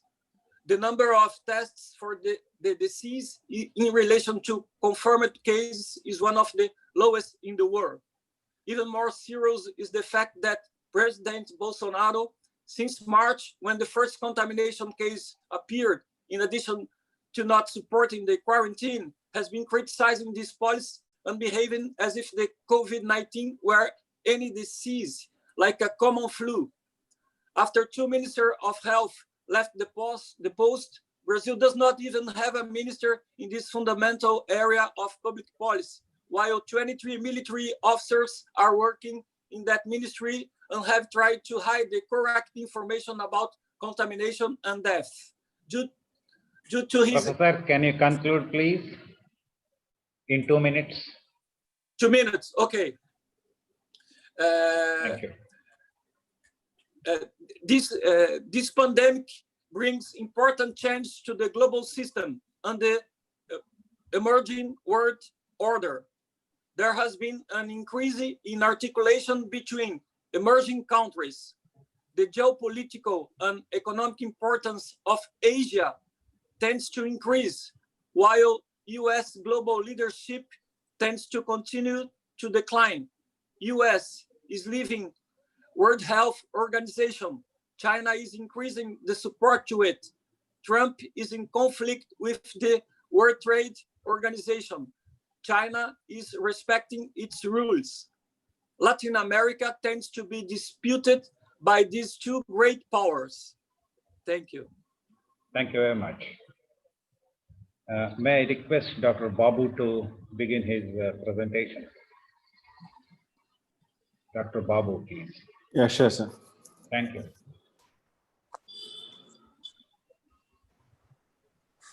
So the next panelist is Dr. Giridhar Babu. He has joined. Can you see the screen? Yes. Yeah, we can see the screen. Oh, great. Okay. Good evening, everyone in India, and then good morning and good afternoon to all the other international participants. So let me start. The topic of my discussion is COVID-19 pandemic and state response. Uh, Probably I'm the only exception to the esteemed panelists here. The only thing I know about political science is that in public health, you need political will to manage any response. And with World Health Organization, this is what we have been stressing all along. So for a non-epidemiologist audience, an epidemic refers to increase in the numbers more than what is expected over the population in that defined period. Currently, pandemic is an extreme form of the epidemic where all the continents are affected with the same disease. So ideally, you would want preparation for emergency, ensuring that surveillance is of global standards, case investigation and treatment is all right, preventing the disease spread in the community, maintaining the essential health services, and also most importantly, ensuring that we have a plan and implement, including the testing and revision of the plan. So this is the state-wise distribution in terms of case per million when it comes to COVID-19 situation in India. And you would see that the case distribution varies from 13.5 per million in Meghalaya to almost 1823 per million in Delhi. So this is standardized because we are using per million as the unit. And if you see the kind of tests that are done for COVID-19 detection, you will see the same kind of varied response with lowest test per million in Bihar to again highest test per million in Delhi with crossing even the national average. This is the death per million, which gives the kind of scenario currently in India. And even though around 60 per million is what we see in Delhi, this is much lower compared to the 400 plus in the United States or even 300s in the Europe in terms of death per million. So why the death per million is so low, we can discuss that later in the discussion. But currently, India per million has fewer deaths, fewer cases, despite of whatever testing numbers that we are doing. So this is the response in Karnataka. If you see the number of cases, how Karnataka has been dealing with this situation over a period of time, the cases have increased, and that although the doubling time has increased and RO is decreased, we have a relatively moderate burden. I would want to draw your attention to 3 states in India. Everybody knows the Kerala model, which has done really well. There are 2 other states which have done well with COVID-19 response. So by state management, we need to be looking at 2 states, which are Karnataka and Andhra Pradesh. So this is what happened in Karnataka. 9th March, the Karnataka state ordered complete closure of all the primary schools, kindergartens, and this was issued through a circular. 11th March, it was the first state to invoke the provision of State Epidemic Act. In the 14th March, all the public places and also where crowded gatherings were there, they were taken care. On 22nd March, a task force was formed after the second meeting to tackle COVID-19. 28th March, healthcare facilities were asked to stop the regular outpatient and to make sure only emergency services are provided. By 29th March, they had a toll-free helpline number, which could be called by anyone to understand the migrant workers and the poor and what kind of arrangements can be made for their food, shelter, everything. 30th March, class 7th to 9th standard were postponed and all the examinations were postponed. 11th April, they issued a circular for all the citizens and healthcare officials to download a app that will enable in terms of contact tracing. So you see that the state has been proactive, and now, as much as the Kerala model, there is this Bangalore model of containing the epidemic, which included strict enforcement of lockdown in the entire Bangalore, better implementation, testing, tracking, isolating, and treating the cases in Bangalore. Experts, several, at least more than 7 committees are formed of different expert groups, which will help the government in different forms. So I'm in one such group for technical advisory group. There's one on intensive care. Similarly, there are others on surveillance and so on and so forth. The best strategy Karnataka did was retrospective contact tracing when the initial cases came, when they went back for a month and then made sure that every case is tracked and isolated. So in the entire country, Karnataka has the highest contacts per case, which is 46. And also the testing rates have been higher from the beginning. Even now, medical stores are involved in terms of detecting something called influenza-like illness. Nearly 72% of the households in the state are surveyed to know who are the vulnerable groups. And most importantly, clusters are prevented. Similarly, the entire Karnataka has done trace, test, and treat. And it has ensured that active surveillance is done. And wherever, irrespective of which place one is, quarantine and isolation facilities are very strict. The task force meets regularly and the meetings also are very regular. State has several apps to track the quarantine, and there is also a war room which takes care of all these situations. So if you compare these 3 models, Karnataka detects active through the active surveillance cases faster, through better testing, and through the better contact tracing we have been able to contain. Andhra Pradesh has conducted door-to-door surveillance. They've used volunteers in every village, which is the idea of the chief minister of the state.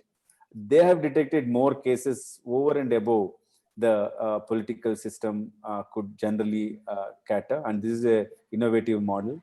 Kerala also involves volunteers even in quarantine and early action. I think Kerala is the best so far in terms of compared to any other state. So when you look at determinants of health, health is rarely catered by the doctors, and you would see that most factors which are in the political space and also socio-demographic space, such as the kind of food we eat, the education we have, what kind of environment we live in, whether water is there or not, all these are determinants of health. And it is the political action which results in one being healthy. And infectious diseases are also a result of these determinants of health. And this has been stressed very well throughout the public health circles that without these determinants of health, people are generally not healthy at the population level. So if you look at those determinants and then compare it with how states are prepared, one has to look at the public health system versus the private and their maldistribution in rural and urban areas, and also the kind of beds that are required for critical care and the beds that we require for isolation, and what kind of ownership is there in terms of upgrading and scaling up when you require it. So this is the response of Karnataka has been so far. Before the pandemic, maybe 1/10 of this was there, but through the pandemic, the state has been able to step up its resources to have nearly 84,000 plus beds. Among them, nearly 1/4 of it is reserved for COVID. And then bed occupancy of 13.1%, and ICU occupancy as of now is 0.6%. In addition to this, the labs have been extensive in Karnataka, starting with only 3. Currently, there are more than 60 labs in the state of Karnataka. Very soon, it's going to be nearly 100. We have to be very mindful that all this happened within the period of pandemic response. And the speed at which these actions can take place during the pandemic show that how we can be very progressive, how we can work in teams, how the political actions can be led also by experts with the participation of several stakeholders. So with these kind of efforts, what future do we see? We need to ensure now we are moving to a phase where there will be surge in cases. The community's role is greater. There has to be home isolation, home quarantine, and even community facilities for isolation. As a community, we need to protect elderly and other vulnerable healthcare groups, including those who have coexisting diseases. Although the testing has increased, we should be mindful of those who can have symptoms and ensure that empathy and support is provided to whoever requires. We need to ensure comprehensive health services are available, not just for COVID, but also for the non-COVID services so that people don't get unduly affected. And we need to continue with monitoring and surveillance. We need a plan, not just for the COVID, but also in terms of how do we generally prepare for any pandemic. Therefore, we need to be improving our preparedness in terms of overall surveillance and also the healthcare equipments, including the personal protection equipment. That brings to my conclusion on the state of epidemic in the Karnataka state, and also explaining in brief about a few other models. I'll be happy to answer any questions at that. Thank you very much. You did it before time. Next, may I invite Dr. Sudhir Singh to make his presentation? Sudhir Singh. Thank you very much. How much time I have? 15 minutes. I will warn you around 13 minutes. Okay, fine.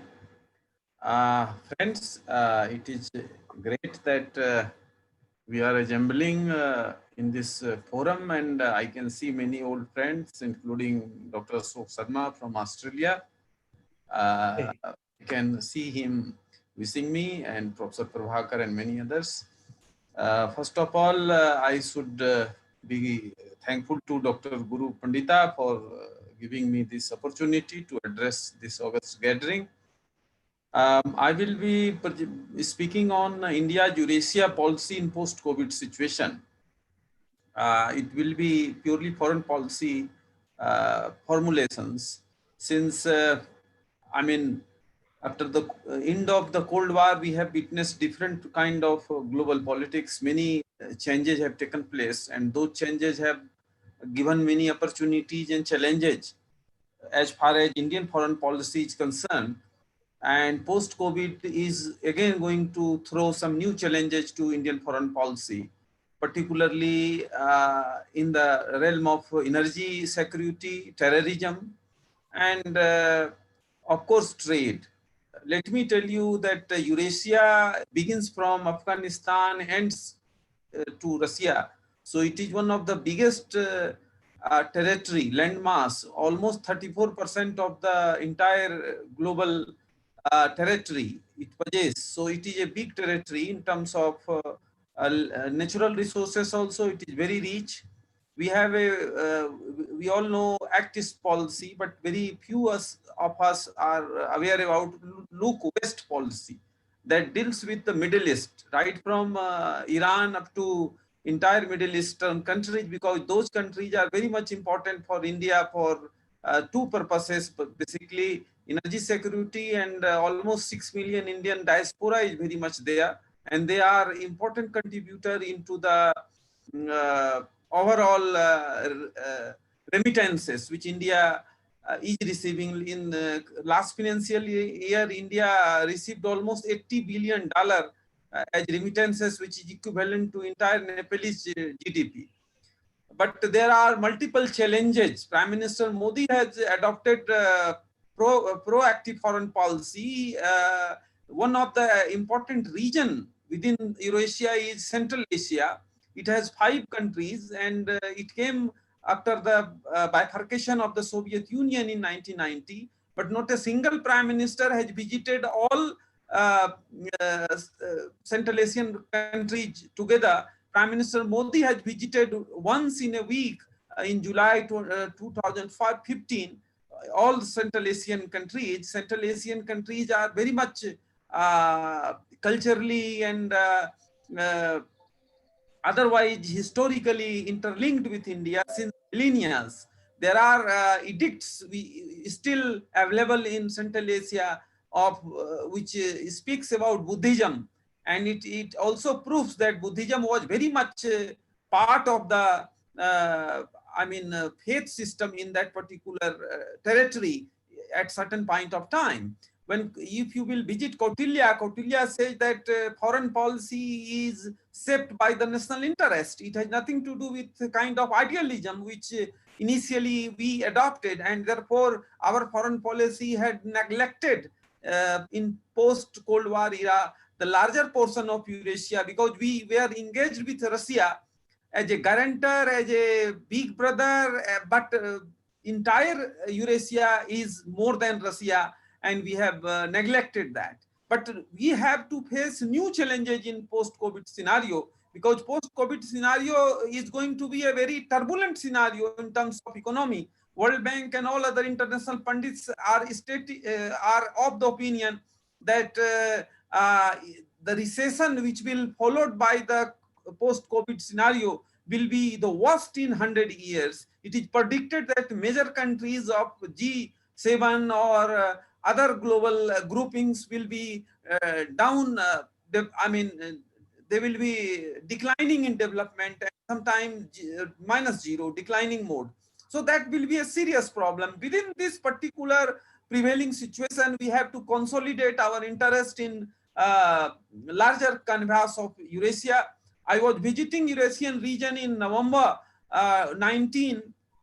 So I find one of the sun temple in Armenia on the border of Turkey. I asked local people, they wrote it's sun temple, but once I spoke to elite of those places, they stated that this is their pre-Christian god, and that is a sun temple, and you can take it as another template of Konark temple. So, that kind of cultural heritage is very much there. It is situated at the border of Turkey and Armenia. You are aware about the fact that Turkey and Armenia had a very bitter historical problems. So, and millions and millions of Armenians had been massacred during after First World War, around First World War by the Turks, and that remains still a serious psychological problem in Armenian people, and in other parts of Eurasia also. We have Eastern European region, which is part of Eurasia, that is not so developed as Western or Central Europe, and that they are willing to engage India, because China is very much active there. The entire concept of OBOR is very much prevalent in that particular place, because that is a region. From there China connects its infrastructure projects, particularly land routes to Central and Western Europe, till up to Germany. They have already established a rail link that passes through that particular region. Those people are very much concerned that China is going to dominate that particular region strategically, militarily, economically. So and America is not so much interested in that particular region due to many factors, and all American, particularly Trump administration attention was on Ukraine and part of other places in Eastern Europe, but not on larger Eurasia. So China has almost a kind of no challenge in that region, because we have witnessed that Russia and China has a very smooth relationship since last few years due to kind of prevalent America-Russia turbulence. So China has consolidated its relationship with Russia to have a combined front against America, and consolidated their imprints within the larger Eurasian region. But Eurasia and all other, Russia and all other countries of Eurasia needs, and they wishes a kind of counterbalancing power. Although India doesn't have adequate economic power, but India has, some strong economic and technological power under which India can be active in those regions. And they are very much, we are already active in the Middle East. We have already opened a natural harbor in Chawar, Iran, and through that Central Asia, we are trying to enter into Central Asia. We have already entered into Afghanistan, India has contributed $4 billion into the reconstruction of Afghanistan, and that has been appreciated none other than by Ahmad Rashid, eminent Pakistani writer. He said that India has more moral and philosophical influence over Afghan people than Pakistan. So that is a big victory of Indian foreign policy interest. But we are witnessing a kind of different Afghanistan in post-Doha agreement, which took place between America and Taliban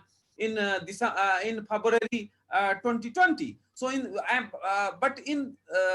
we are reaching Afghanistan through Chawar. We have sent many consignment through that Chawar port to Afghanistan. Even within COVID scenario, we have given many medical support and grain support and other support to Afghanistan through that particular area. And Afghanistan has been one of the beneficiaries. We have a trilateral agreement with Afghanistan and Iran, but due to sanctions on Iran, that project is not so fast to connect with Turkmenistan and larger part of Central Asia. If we will be able to, we will be successful to connect Eurasia through Chawar, then distance between, in terms of days, between Vladivostok to Mumbai will be reduced from 13 days to 6 days. So that will be a big benefit for India, because India is all set to grow. India is already growing, and although there is a dismal predictions for 2021 financial year, but very good prediction for 21-22 financial year by World Bank, IMF, and all other international economic pundits. But we have to consolidate into the region where we are not so much present, very much. And Eurasia, some parts of Eurasia is one of the region where India is not so present. We have good presence in Middle East, we have good presence in Russia, but we have very less or minimal presence in Eastern Europe and Central Asia. Of course, the only one example I will cite, that China has $71 billion trade with Central Asian region last financial year, and we have hardly $5 billion. So this is a kind of state of affairs. Physically, Central Asia is very close to India. Kerala is taking 4-hour flight from Delhi, but any city of Central Asia is taking less than 3-hour flight from Delhi. So there is a strong need of connectivity by plane, etc. And there is a strong need of attracting those people for tourism, and Indian people should go there for tourism. That will again enhance and strengthen our bilateral relationship. So is the case of Eurasian region. Major elite of Eurasian region talks about ARYAN connectivity with India. In my conversation with Ukraine and Armenian elite during my visit to those places last year, I find that they are connecting themselves to India on ARYAN, connectivity. And that is one. There are many others which has not been duly utilized. China has already opened Confucius Center across the globe. We should open more and more Vivekananda Center and other center which can not only expand our economic footprint, but also our soft power footprint, which is very, very powerful, but we have not utilized it into proper expansion of our foreign policy interests, and that is very, very much important now. So in conclusion, I will be highlighting that entire Eurasian region is very much important.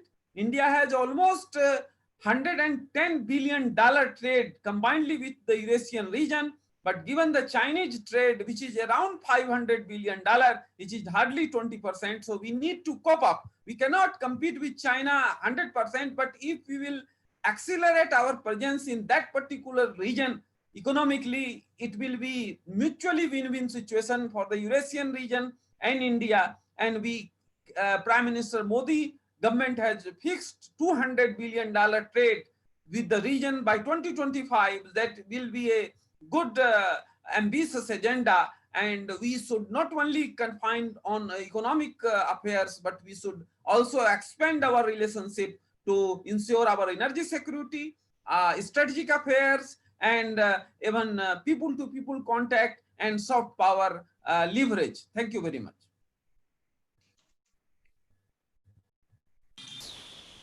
Thank you, Dr. Sudhir Singh ji.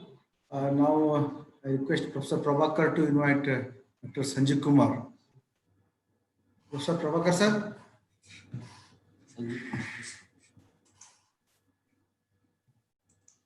Hello. Hello.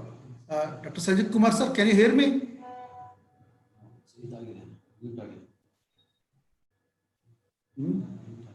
Yeah, no.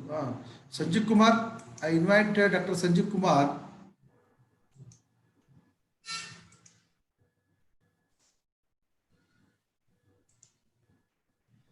I think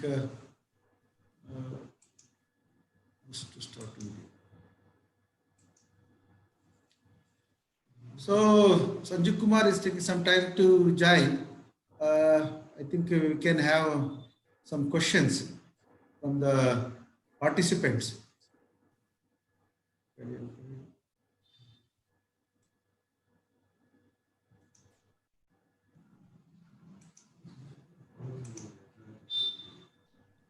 Meanwhile, Sharma ji can comment on certain.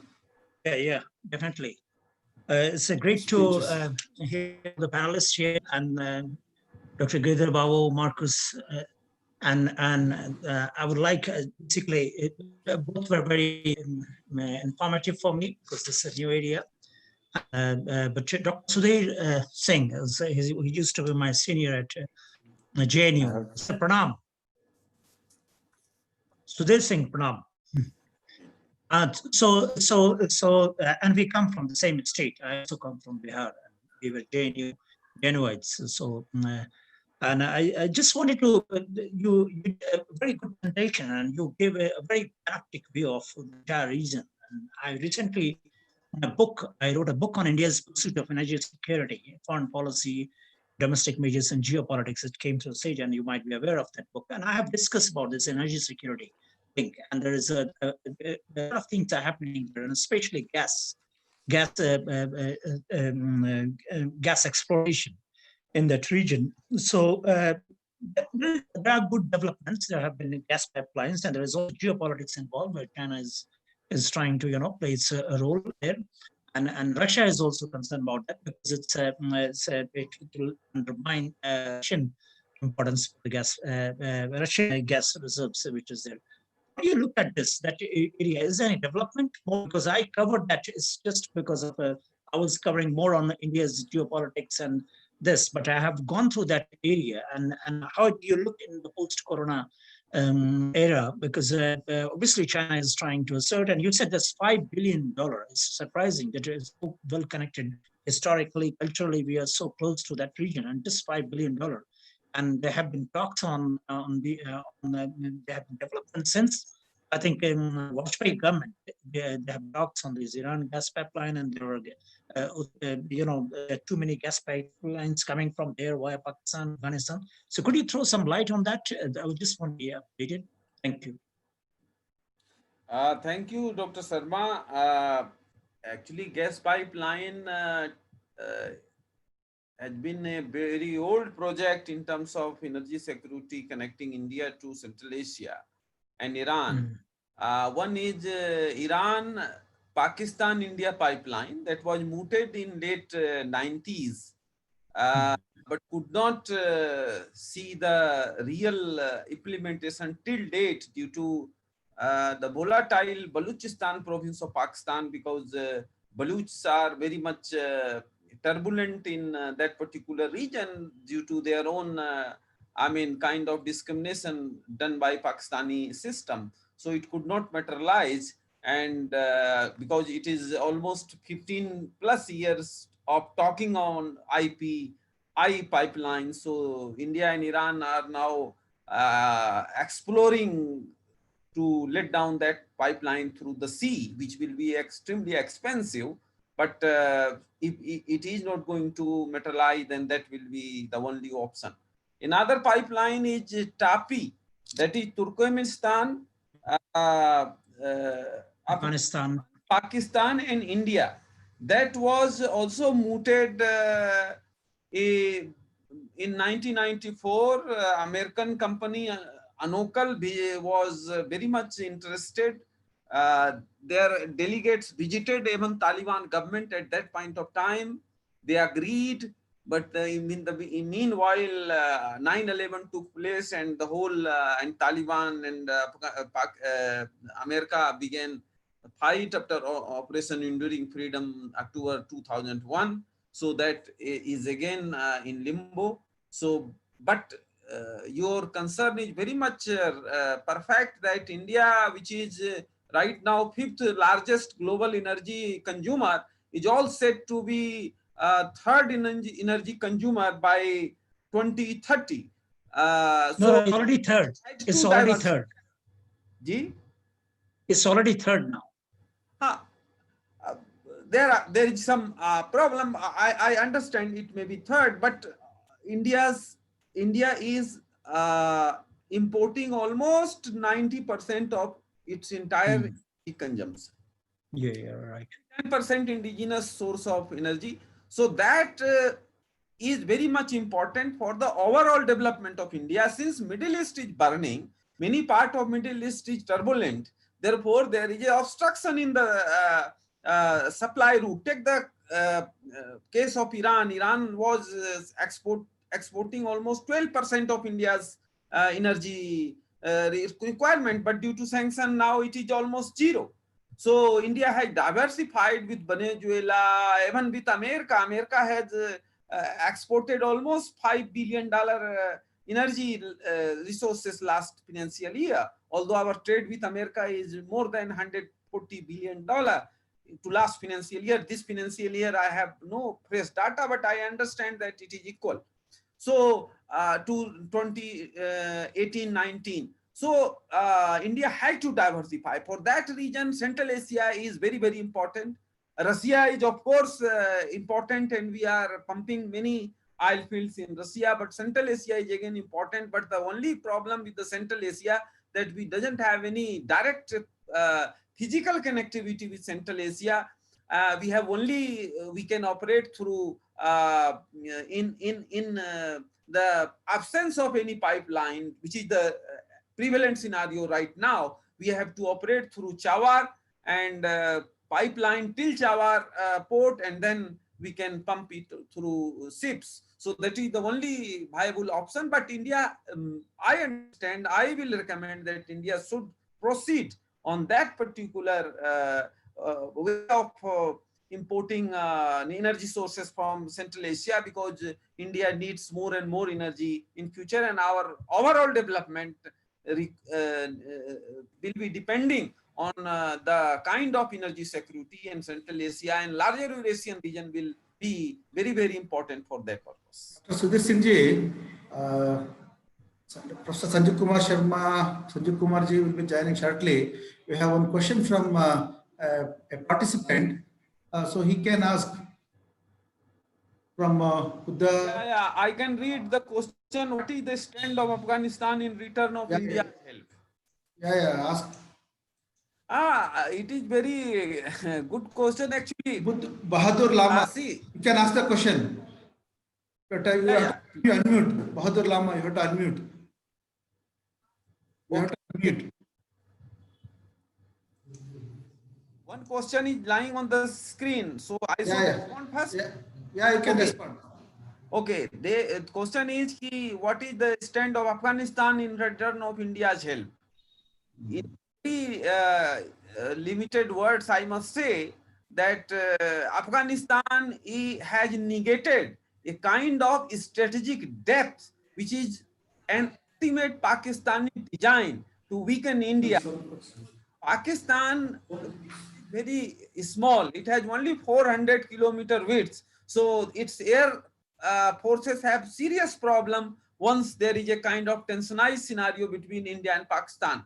So they, right from 1971, after Bangladesh defeat, they consider Afghanistan as their rear base and manipulate Afghanistan, and they cannot be a part of solution in Afghanistan because they are the part of the problem in Afghanistan. So Afghan people consider it very nicely, because since 40 years, 4 million Afghan people have been massacred. So they are the worst sufferer in any conflict zones in the contemporary globe. So they are fighting against each other right before Cold War till today. And in the whole period of time, you can find that whenever Afghanistan had a relative stable government, it always stood with India. And it has always negated a kind of strategic depth to Pakistan as far as security perception is concerned. I will give you only one sentence example. Take the state of terrorism in India. Once Afghanistan was under Taliban, terrorism was very much prevalent in India. Once Taliban is not in power, terrorism is in very much controlled in India, because terror elements who have bases in Pakistan had bases in Afghanistan. Under Ghani government or Karzai government, those bases have been uprooted. So entire tentacles of terrorism have become very weak. So that is the kind of support Afghan people are providing to us. We'll take one more question from Buddh Bahadur Lama. Hello, Yeah, can you hear me? Yeah, can hear you, can see you also. Yeah. Okay, thank you very much. I was very much influenced by the lecture given by one of our panelists, COVID-19 and state response. So I have a questions like, why does Government of India is not coming out with a national model of dealing with this COVID-19 pandemic, so that the human resources of India would not have, I mean, the maximum loss of human resources can be prevented or stopped? I missed part of the question. Was it, why can't we have a national portal or a plan? Model. National model. Yeah, I think the India's national model has been very robust, and compared to the West, I think there's also a lot of suspicion on why India is successful, rather than understand what is the success of India. So, for example, I'll give you a comparison between the United States and India. Just before the lockdown began, India and United States were on the similar trajectory. Now you see, our total number of deaths are very fewer, and their total number of deaths are equal to our total number of cases. And every day there are more people dying in the United States. So the strategy has been very clear from the day one, which has been buy time in order to step up your health system response. Many people thought the lockdown, nationwide lockdown, was,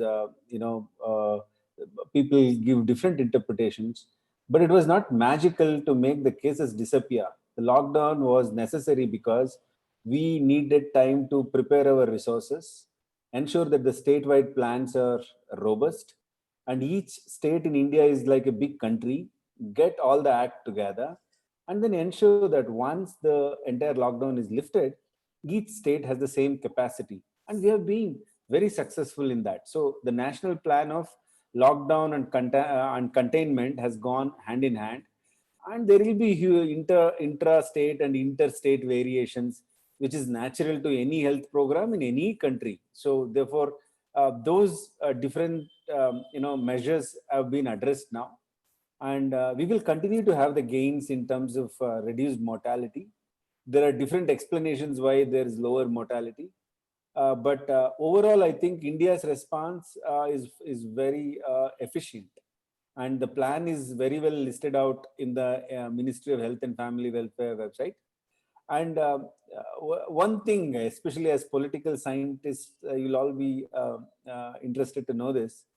The entire pandemic response is not managed by Health and Family Welfare. This is managed by the Ministry of Home Affairs. So under the disaster management, all the orders, every coordination is done by the Ministry of Home. So this by far is the biggest political will and the ownership that you see. And the Prime Minister directly speaking to the Chief Minister of the state. They know what the epidemiological indicators are. They're reviewing it. So I'm completely baffled by the West's suspicion of India's response when they want to look at why things are like this. But one day people will be talking about India's model and how to manage pandemic in the India style.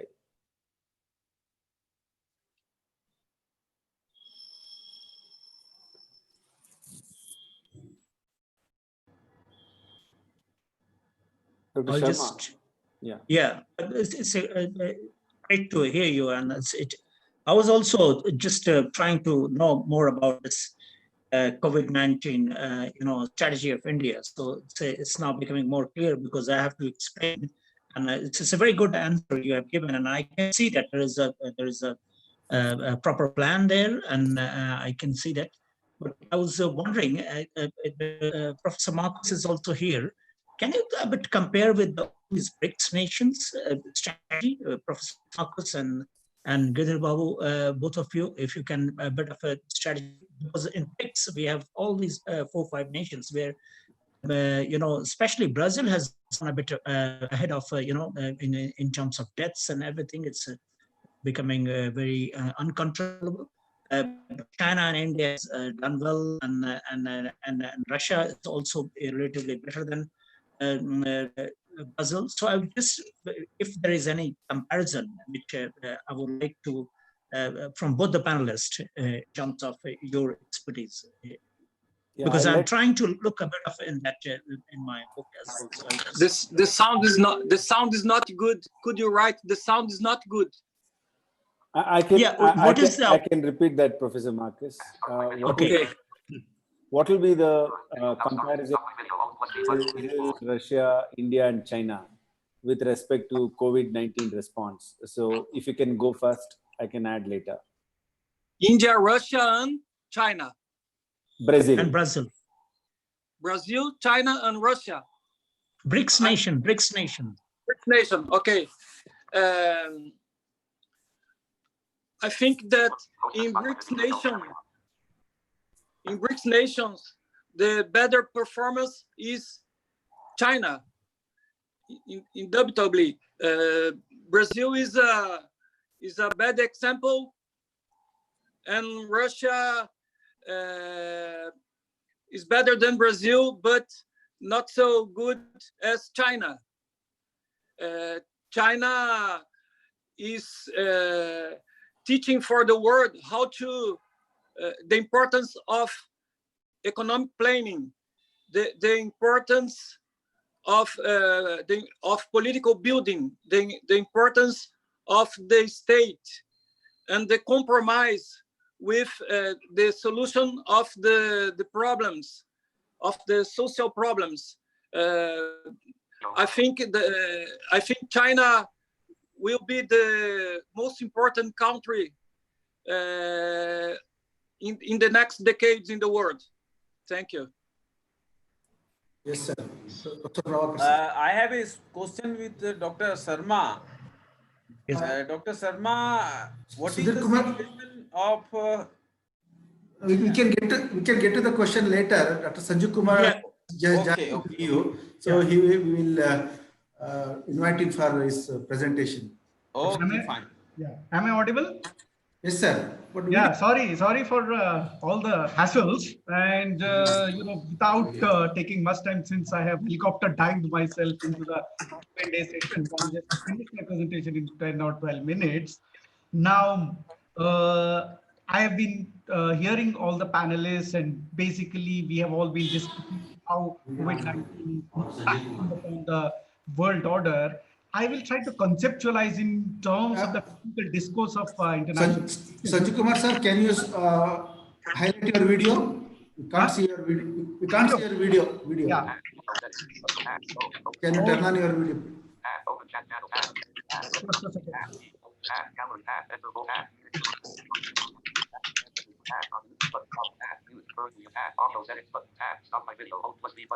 Video is on. I mean, not visible. Not visible, sir. Okay.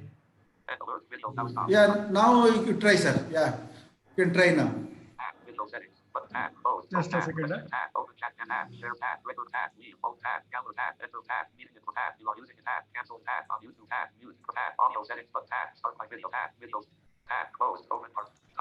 Okay.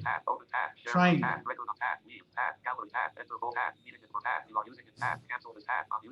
No problem, sir. Slowly can do.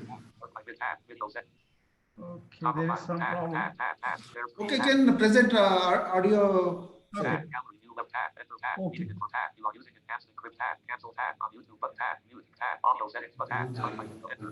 Yeah. Am I visible? Not yet.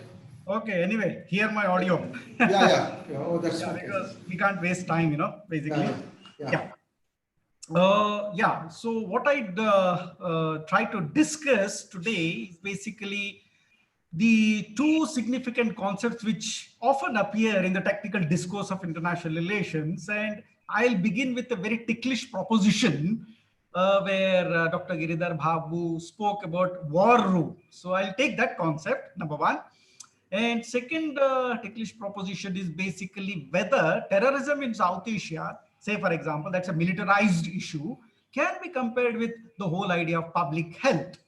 So is public health is a security issue as well as like terrorism. So now let us try and conceptualize this in the context of what is happening in the context of COVID-19. So international relations is a discipline which actually is around 400 years, and all through 400 years there is one thing which has captured and bound the entire discipline in terms of one single phenomena, that is the Westphalian state. Now the security discourse is completely revolving around that Westphalian discourse, and whenever we talk in terms of that Westphalian discourse, we need to understand that security, the word security itself means security of the state, that is military guarding on the borders, that is protecting the cartography of a country. Now, how to put in the context of public health? Whether it has some relevance in international relations, that question needs to be understood. And how is it relevant to what is called world order, as Dr. Pandita has framed this seminar. Now, world order discourses, as I said, for last 400 years have been guided by one single phenomena, that is called anarchy problematic.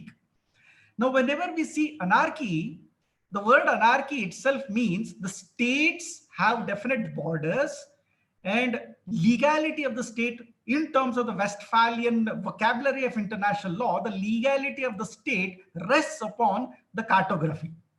And the violations in any case, whether it is military or infiltration or terrorism, it happens whenever the cartography is violated. Now, for the last 400 years, different strands of conceptualizations have happened in terms of whenever we speak about whether that cartography is violated. And international relations, the most dominant theory, that is structural realism, has dominated the discipline by saying that, okay, the cartography has to be protected because the international system itself is anarchical in order. Structurally, the international system is anarchical because there is competition and power struggle among the countries, among the states. So states have to guard against it based on their capabilities. Now, the word capability becomes very, very important. So structurally, sovereignty becomes like an organized hypocrisy. Sovereignty itself becomes like an organized hypocrisy, in the sense as what many structural realists have argued. It is an organized hypocrisy because time and often, say right to the First World War, even before the First World War, the European conflicts of the 19th century, the great game of power, First World War, Second World War, 9/11, somewhere down the line, the sovereignty has been contested. Sovereignty looks like hypocrisy. Now, today, whether sovereignty is being questioned by public health issues. Now, in terms of South Asian dynamics, the video conference that Prime Minister Modi actually did initially is completely gone into thin air whenever we look at whatever is happening since yesterday, or even like the whole of 2 months, whatever happened in the line of control. Military's presence has been completely beefed up both on the India-Pakistan border as well as India-China border, and India-Nepalese issue is another significant issue. So South Asia is completely going in a different trajectory as what the world is witnessing. The world, on the one hand, is securitizing what we call as health issues, in the sense that they said that COVID-19 is the biggest health threat, security threat we are facing. It is not any terrorism or any war.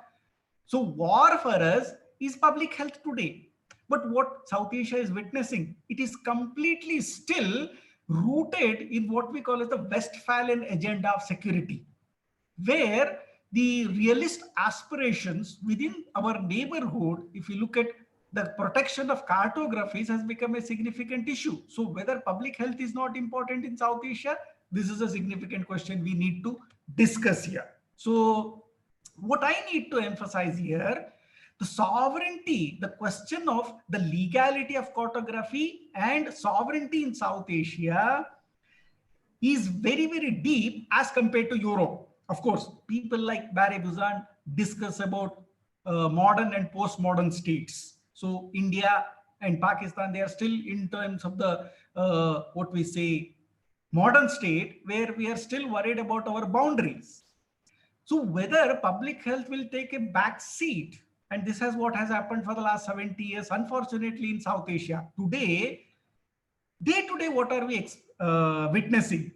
We are witnessing no beds, no ventilators, hospitals in different metro cities are completely, public health system looks very, very, it has gone on overdrive. Now, what does it indicate? We have spent a lot on defense. Why have we spent a lot on defense? Are we proving bad in terms of our worse than our European or American friends? Of course, public health, they also have faced a lot of issues in terms of public health, even China, the US, the European countries. But why South Asia is unique? South Asia is unique because we are still not able to emerge out of what we call as our defense of the legality of our sovereignty, because cartographies are still a great marker of identities. Say, be it India, Pakistan, be it India, China, or India, Nepal. So India is completely surrounded, even to some extent, India, Bangladesh. Border issues still play a significant role. Since we have highly securitized borders, unlike European Union. European Union has more soft borders, the European Union regime. Of course, they have their own problems for last 5 to 10 years if you look at the immigration crisis and homegrown terrorism and other issues. But comparatively, if you look at Europe and South Asia, and we also try to compare SAARC and European Union, we have a major issue at hand, which COVID-19 has completely exposed us. The video conference of March 2020, which was hosted by Narendra Modi ji, that has remained only as an ideal.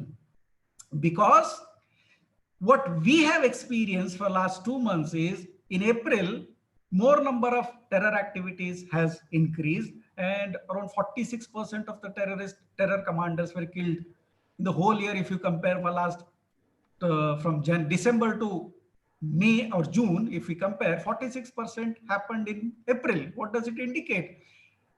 When there is the height of this COVID-19, when public health has to be securitized, we still have to deal with our own cartographic identitarian crisis. Now, this is the problem with the Westphalian state in international relations. So does it mean we have lack of what we call as a shared identity, social identity in South Asia? Because we have not been able to cohere each other together as a common populace, the South Asian community. There is no popular consciousness called South Asian community or the idea of South Asian citizenship. This is a very idealistic proposition, but even during the era of public health crisis, Just imagine if we had not been compelled to spend this much of amount of money for defense, this much of amount of money for prevention of terrorism, those resources could have been diverted.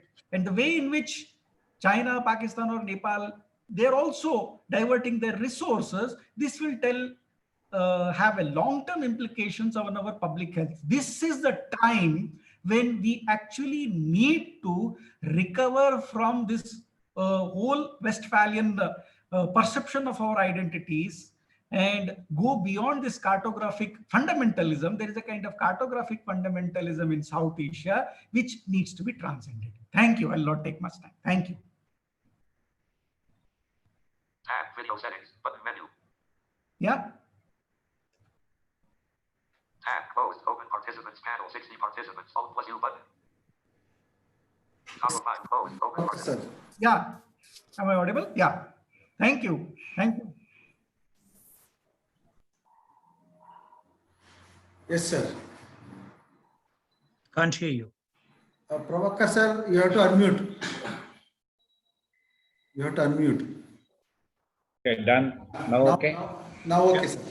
So we can get the question and answer sessions. Yeah, we continue with that. We had a question also. Yeah, I myself a question. Then I think Sudhir wanted to ask some question also. Yeah. I'll take priority as a moderator. Dr. Babu, since COVID-19's speed, velocity, and the spread is global, and it has affected virtually maximum number of countries differently. Some of the large, powerful countries have got into this mire, and some of the small countries, to quote, for example, New Zealand, Vietnam, Taiwan, South Korea, Japan, they have checked it very effectively. Can you just explain this phenomenon? This is the best question I have ever had in all of these panel discussions I have had. Thank you very much. So here it is. I think there is a Western discourse of how the disease response has to be, how a pandemic preparedness in terms of health system preparedness should be. So there's something called preparedness for pandemic, and there is an index that has been developed. If you see that index has high scores for United Kingdom, United States, and some of the very large developed countries. And if you look at COVID-19 response, the countries which had the best preparedness are the ones which are having very poor response. If you were to just look at mortality and the kind of mortality figures that they have. And as you rightly said, Vietnam, India, and several other small countries also, they had very moderate level of preparedness, but their mortality and also their overall response has been by far much better than UK and US put together. If you were to compare, one of the major things I see is the leadership at the top.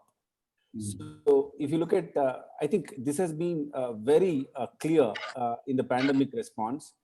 The countries which had a strong political will and a great leader at the center could manage things very well, and also swift responses could be taken. So for example, the United Kingdom went the herd immunity way. They said, we'll not do anything, let everybody get infected. And the Prime Minister himself got infected, and then they changed their strategy. The United States, till date, I'm not sure what their national strategy is. They said they'll increase the testing. In New York, the mortality was much higher than any of the poorer countries. And I'll give you an example, sir. Critical bed care is like 29 per 100,000 in India. 2.9 per 100,000 in India, whereas it is 29 or more in the New York city area. A system that has 10 times higher capacity, more number of healthcare workers per capita, how could they not manage? My only sense is that the way our overall pandemic response has been led. So people are complaining about only some aspects of the pandemic response. But if you were to see, I have a simple way of looking at things. Can we look at total mortality due to COVID, non-COVID, migration, everything put together? And then let's start comparing countries. Even then, India's response or Vietnam's response will be by far much better than the supposedly better prepared countries for pandemic. So I think now the discourse has to change in terms of how do you bring in leadership? How do you bring in political will? How do you bring in the equity angle? How do you bring taking care of vulnerable at the center stage when you prepare for pandemic response? I think that's where you as the social scientists have a greater role than we as people who are in public health. So post-pandemic, you think there will be a change in the mindset of the governments to allocate more funds for the health sector rather than for defense, etc. I wish. There's a reason why I chose the topic of epidemics and state responses. What are the medical issues be? Good. But it is the political will at the end of the day which calls the shots. And Yeah, we have thousands of politicians, and we are short of good leader. yeah. So that is the issue. When it comes to the issue of can I add? Yeah. Hello. Oh, please, Sharma. Sure. Yeah. So very well pointed, Girdhar. Executive competency. That is a major. It's a kind of an indicator to measure, and in fact, it's I'm discussing it in my book that how these middle powers and small powers have they have shown a kind of a leadership, and this is the first time the world has got something to see where a crisis has come where all the leaders are responding with their resources, and so it is measurable that this kind of the death toll and what we have been seeing this. So it shows executive competency and how the countries have responded. So and America has failed, and these countries have shown a kind of executive competency, and which can be measured with death toll and everything. So it's the first time we have seen it's the world in a very heightened media. The world seen these leaders performing in a kind of a which can be compared with the most countries. I just wanted to add in this. Yeah, thank you so much for that, Dr. Sharma. And just to answer Professor Prabhakar's question on will we see any change post-COVID situation? I'm very optimistic, sir, but I should also be pragmatic in the sense that this has been our wish for a very long time. But we have witnessed whenever there is firefighters will be remembered. After that, everybody will forget. Public health response is also like that. Now quarantining and in terms of public health workforce, improving the capacity, all these things will be spoken. But come post-COVID world, the day one, things will be different. Again, there will be more funding for defense, more for road construction. I'm not saying they're not important, but will health be priority? Will education be priority? I have my own doubts, but I want to be proved wrong. I want to see some better allocations. I think good as an optimist, we are with you if change comes. Great, that's great. We have still 5 minutes before I conclude as moderator with a moderator's viewpoint. Any other questions? Very quick and brief. Very quick and brief. Jagdish has one question. Yeah, quick and short.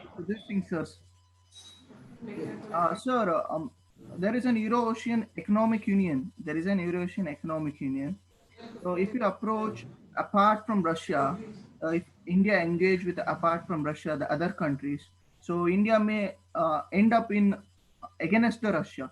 So it has happened with when India started to negotiate with more mingle with the Americans, Russians started to engage Pakistan. How can we counter the Russia with the rest of the Eurasian countries? Well made question. Countries has to accelerate their economic cooperation and relation with the potential countries, and must use diplomacy to diffuse kind of rivalry which you have cited arises, because Russia has different motive in Eurasian region, particularly Eastern Europe region, and India need not to be a part of that particular motive, and India must state that we are simply here for business. That's all. I think that will serve the purpose. So, okay, sir. Dr. Shabana Farine has one question. Dr. Shabana, you can speak. Yeah, maybe the last one. Shabana, can you hear me? Shabana, please. Shabana, can you hear me? You can ask the question, Shabana. Yes, sir. Can you hear me, sir? Yeah, I can hear. You can, Yes. Yeah. you can spotlight your video also. Video.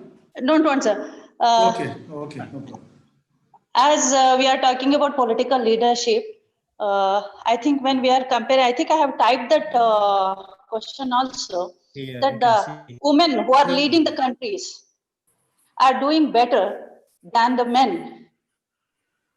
How can you say about this one, sir? Like the countries like Ireland, New Zealand, and also Taiwan, Finland, and all the prime ministers who are there as women leading, and they are doing better which compared to the autocratic leadership of the other parts or other countries. How can you discuss about this one, sir? Sharma is interested in answering this question, I suppose. I would say that there is, feminist scholars are emerging in international relations. So there is a perspective that need to be seen, and it's we need to have. So probably that's explained that one of the reasons is that women, the caring nature and all that, and they give value more to the health and life. So that can be one of the reasons. But there are also other male leaders also, like Australian Prime Minister Scott Morrison has done well. So there are many other countries which have got. But that's a very good point, and it has been observed, and many articles have been written on that. So I would say that, and it can be linked with the feminist scholars in international, which they are critical of war and everything. So maybe that can be. It's a topic of research, and obviously, political scientists, international relation theorists will ponder over this trend. But it may be accidental, or maybe, but there's definitely one reason is that these leaders were very good and they performed. I'm actually now New Zealand citizen and I'm Australian resident. So I'm very proud of my New Zealand Prime Minister, the way she has performed. It became, I think, first country to get out of the COVID. So it's really commendable. But I would just say that it is still a topic which can be linked with the international relations theory and the emerging debates in the feminism approach in the international relations. Thank you. Thank you very much. Dr. Prabhakar, one line comment I can make. Actually, we have only 1 minute. I take half of it. If you can do in half a minute, I may agree. Okay, fine. Very good question, Savannah. But women leadership is not the guarantee of development. Indira Gandhi was stated as the only man in her cabinet. But that is the past. That is the past. We are talking of post-COVID. Yeah. Any situation, Okay, sir, done. it depends Done, on the done. merit Sudhir. of the person, not on gender. Okay, sir. Sudhir, enough. Sudhir, enough. Sir, Before I hand over to Dr. Guru, only one sentence. Sir, moderation you can do, and we have with us Dr. Mangal Murthy, Vice President of Karnataka Political Science Association, who is going to present the vote of thanks after your moderation. Yeah, thanks each panelist for their brilliant research reports, I must say. All that I want to say is, since it is a pandemic, it is global, no one country, however strong it is in whichever sector, can contain this. Since it is a global issue, there has to be a global effort, meaning through cooperation, both with their allies and with their adversaries. Unless this is realized regionally, globally, we are not going to face very successfully COVID or any similar thing in the future. Thank you all. Over to Guru. Yeah.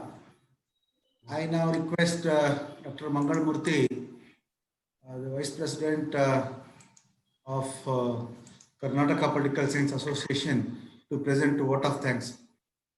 Dr. Mangal Murthy, sir. Thank you, sir. As a thinking of our association, we had a very good discussions related to nation state system and responses to pandemic. Really it's a wonderful session. All panelists are given their full strength towards the pandemic. Yes, because we are all suffering from pandemic, from big country to small country also. But as far as Marcus Lannon has identified the impacts of pandemic in global system as well as in Latin America. It's wonderful, sir. Wonderful, sir. And also, Sudhir Singh, sir, as a panelist and he has given idea to the Indian-Eurasian relation post-corona challenges and opportunities. So, Sanjeev Kumar identified South Asian security strategies. Yeah, how India help us to go ahead to protect our this disease and also both Professor Giridhar Babu sir and Kiran Kumar have given their